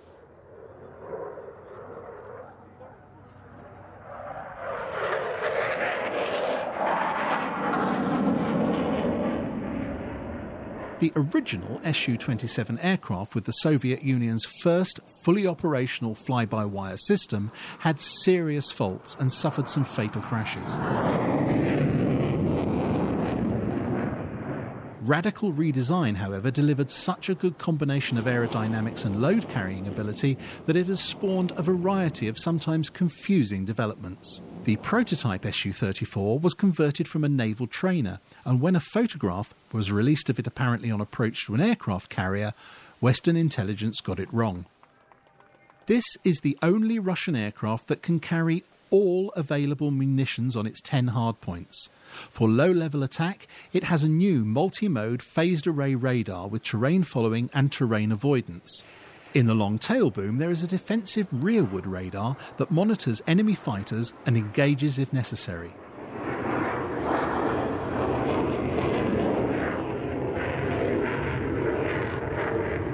"124 have been ordered for the Air Force.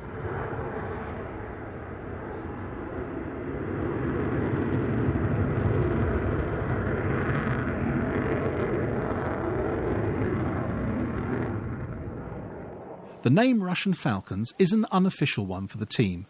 They were formed in 2006 at the Lipetsk training base with specially painted Su-27 SM aircraft. They have displayed widely around Russia and neighbouring countries.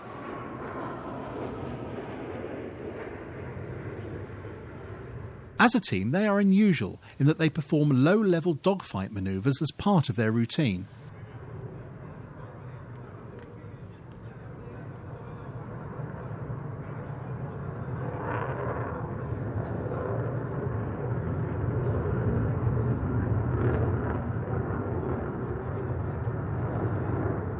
So far in this show, we've seen many Su-27 flanker developments, but the original airframe we see here has received midlife upgrades to maintain its world-beating standing.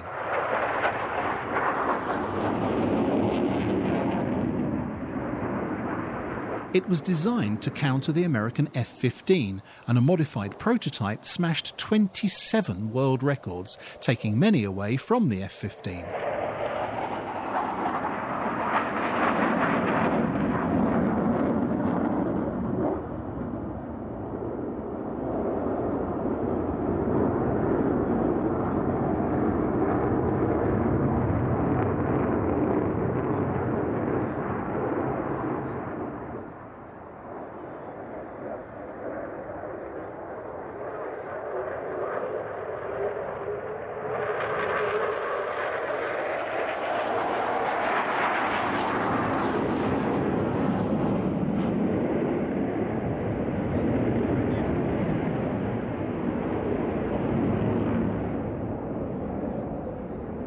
The Su-27 has been a favourite with airshow audiences. One of the Su-27 trademark manoeuvres is the tail slide.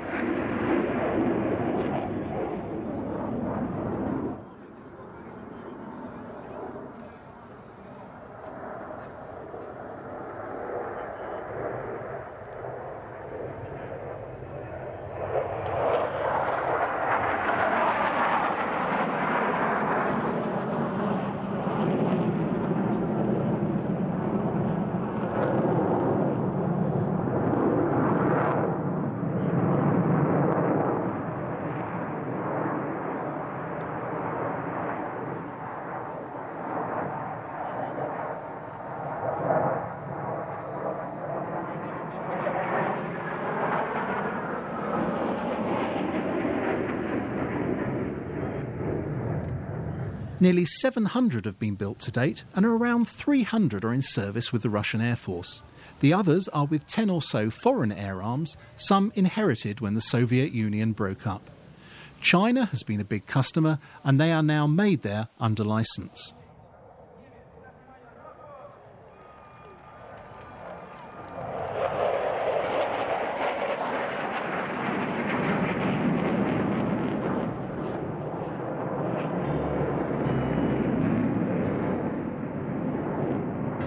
The political, economic and technical issues that led to this Yakovlev Yak-130 defied a successful outcome for the programme, but what we have now is another possible world beater.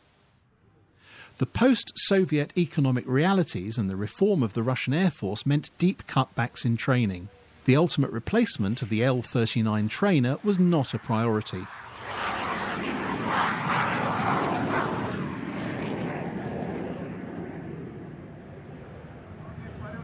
On the other hand, military conflicts with former Soviet states showed a need for a counterinsurgency aircraft.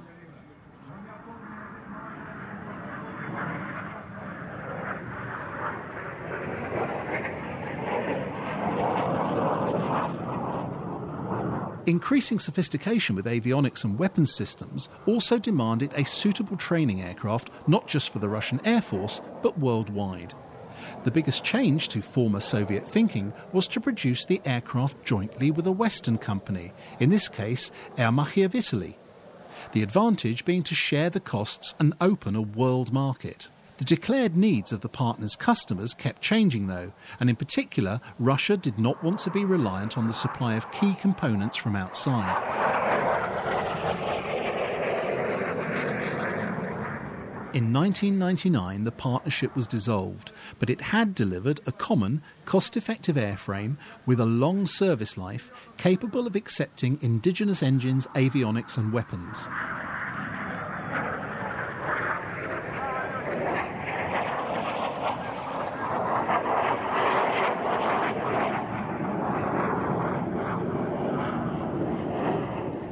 In the event, the Russian Air Force has decided it does not need it for weapons delivery, but it has been successfully tested with all of their weapons weighing up to 500 kilograms. It can carry up to 3,000 kilograms on its 9 hardpoints.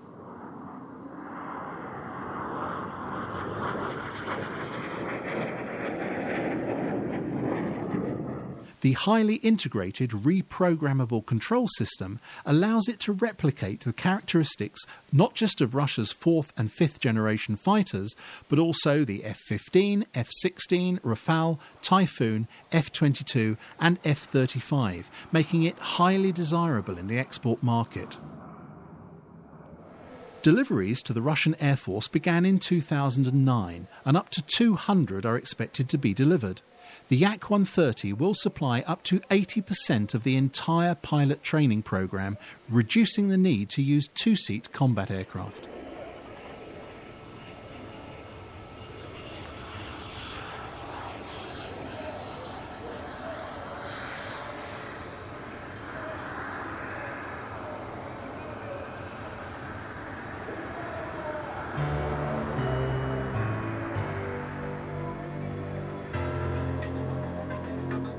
The mainstay of primary training is the Yak-52 operated by DOS AAF. It benefits from the flight characteristics of its aerobatic forerunner, the Yak-50.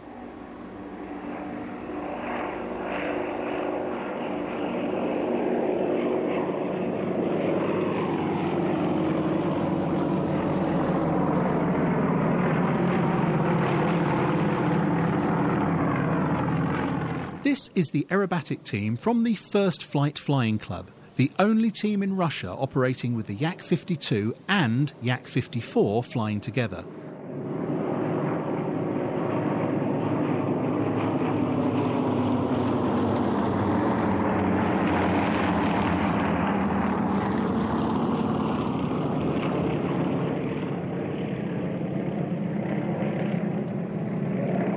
The Yak-54 is the latest competition aerobatics offering from this famous manufacturer.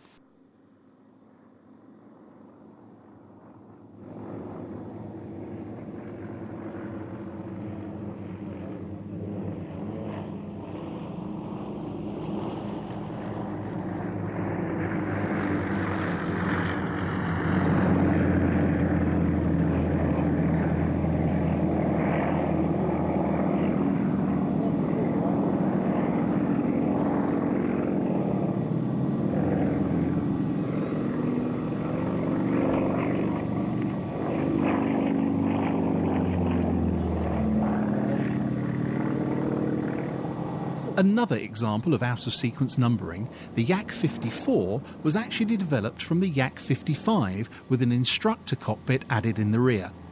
Its astonishing strength includes a minus 7G capability.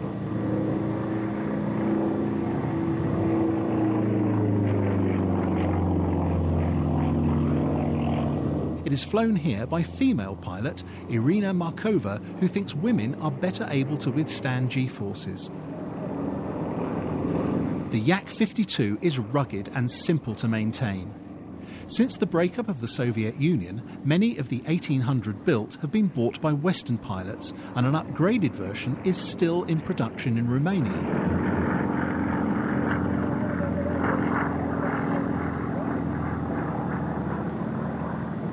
The DOS-AAF has said that it needs new aircraft. With the economic slowdown, around half of their aircraft are grounded in need of repair.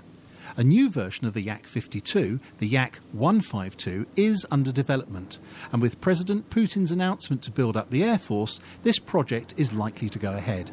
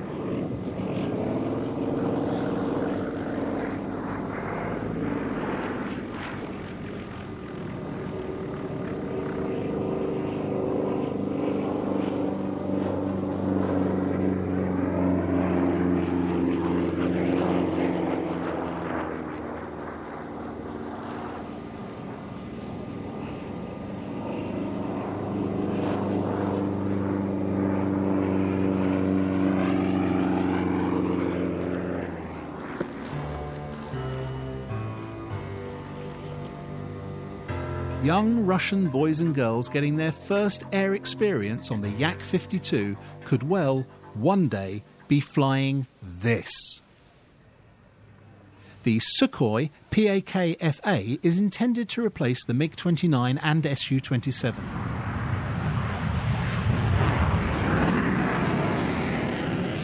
It is a fifth-generation stealth fighter intended to counter the American F-22. The YF-22 prototype first flew 22 years ago, so Russia's economic slowdown of the 90s has at least bought time for a proper assessment of need.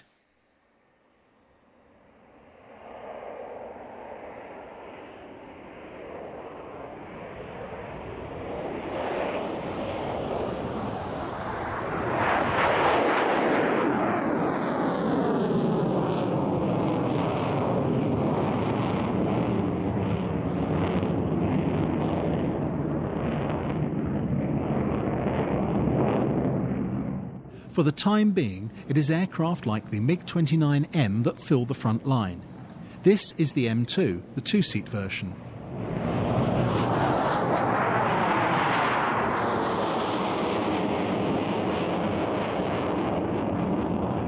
The original improvement of the MiG-29 was called the MiG-33, with the NATO name Fulcrum E, but reverted to MiG-29M and is sometimes called the Super Fulcrum. Just to add more confusion, there is now a MiG-35 with improved electronics and weapons system. In an attempt to build on its strengths as a short-range subsonic visual dogfighter, its multi-role capability has been improved with enhanced use of air-to-air and air-to-ground high-precision weapons. Its internal fuel capacity has also increased, permitting a considerable increased combat range.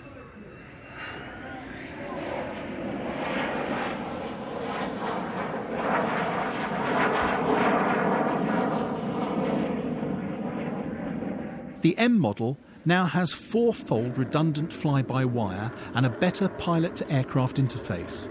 With airframe changes, this is effectively a new aircraft.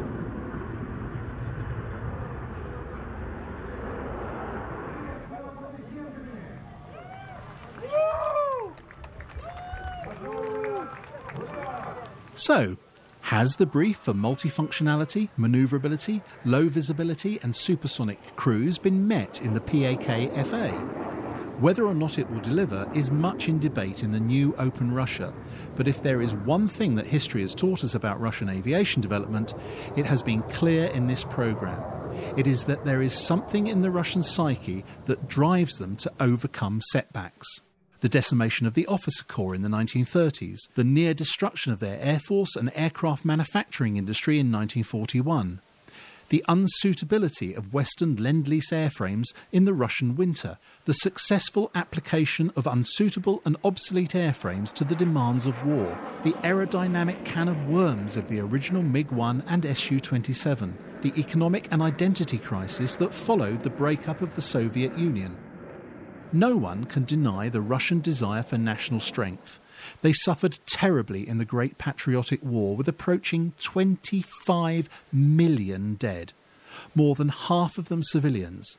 And this is the aircraft that will front that strength for the foreseeable future. One of the most remarkable things about the project to date is the relatively low cost of $10 billion, and it's still on schedule.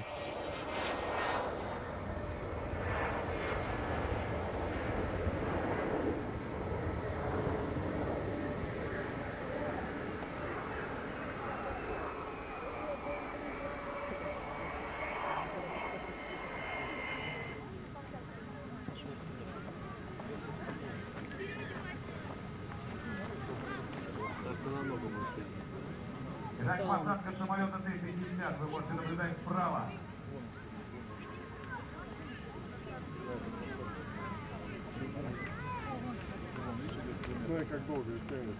Есть посадка, благодарим Сергея Богдана.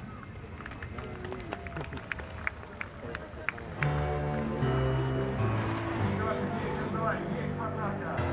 As the show approaches its close, it seems appropriate to bring on the public face of any air force, the National Aerobatic Team. And here we have two. An immaculate Diamond 9 comprising 4 MiG-29s of the Swifts and 5 Su-27s of the Russian Knights. The first true aerobatic team in the Soviet Union was Red 5 in the 1930s with Polikarpov I-16s. Since 1952, the 234th Air Regiment, later becoming the 237th, formed a team around the frontline fighter of the day. Based at Kubinka, none had an official name and the number of appearances and display routine were limited. The two teams we see here were officially formed and named in 1991 at Kubinka.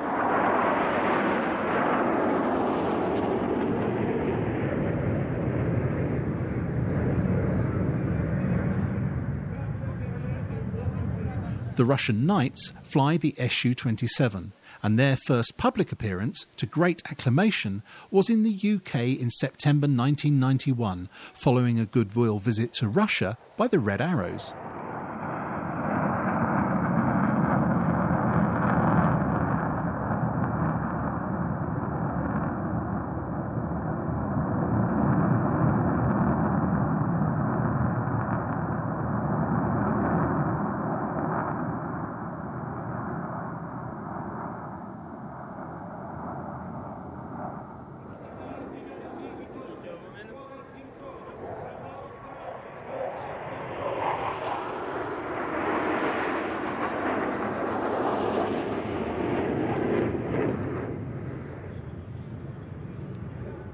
The Swift's first foreign display after formation was at a private Swedish Air Force show, but they did display to the public in France in 1992 to celebrate the 50th anniversary of the Normandy Neiman Squadron.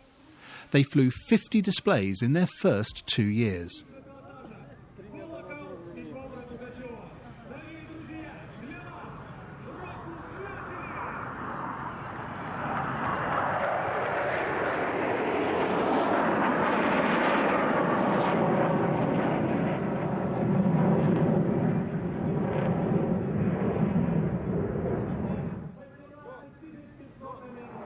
The Swifts arrive with their trademark release of flares.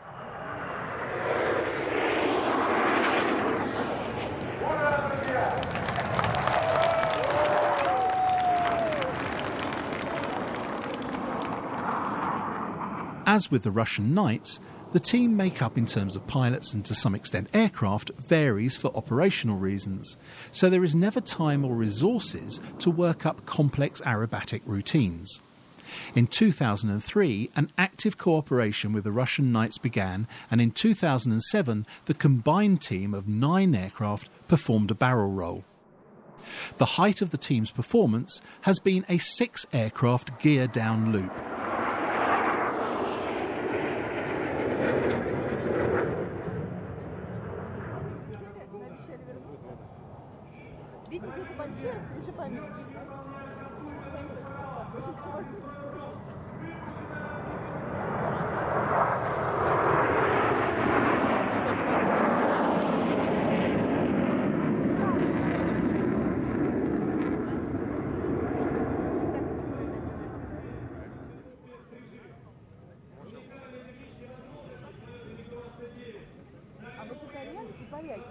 Да, выступала тоже. А Польша вообще же на чем они прилетели, как вообще очень скучно было. Ну, не знаю, слабенько. Смотри, довольно высокая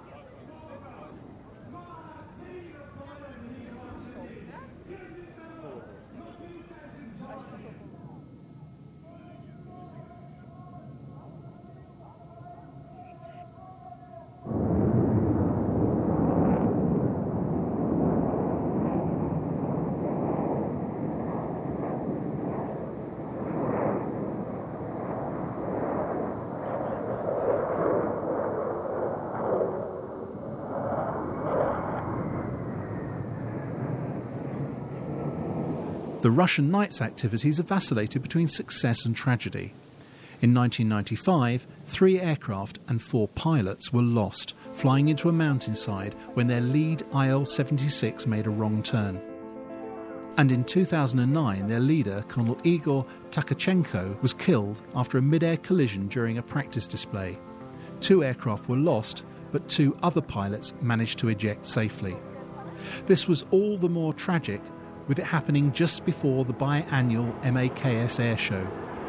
Colonel Tkachenko was awarded the title of Hero of Russia posthumously by Russian presidential decree.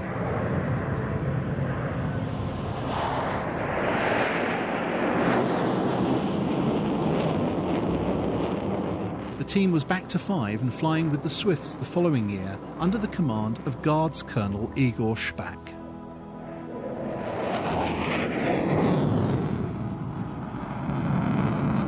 In the background to the celebrations for the Russian Air Force's 100th anniversary, there is continued speculation about the future of the 3 official display teams. For the moment, all 3 are based at Lipetsk, which apparently is not a completely happy cohabitation. There is talk too of equipping the team with Yak-130 trainers, not a positive prospect for some. All this speculation is only to be expected in a free society. Politics and aviation developments have always been intrinsically linked. That is what most of the history of the Russian Air Force is about. So, For the last minute or so, enjoy the sight of some of the best aircraft in the world being flown by the best pilots to celebrate some remarkable human achievements.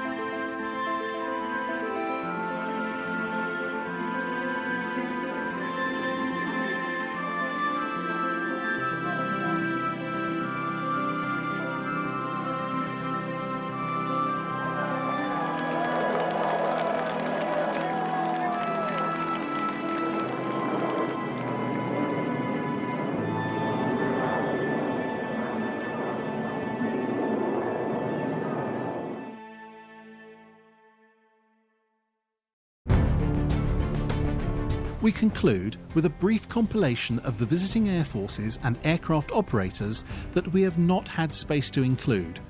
They do feature in depth in our parallel production, European Airshows 2012.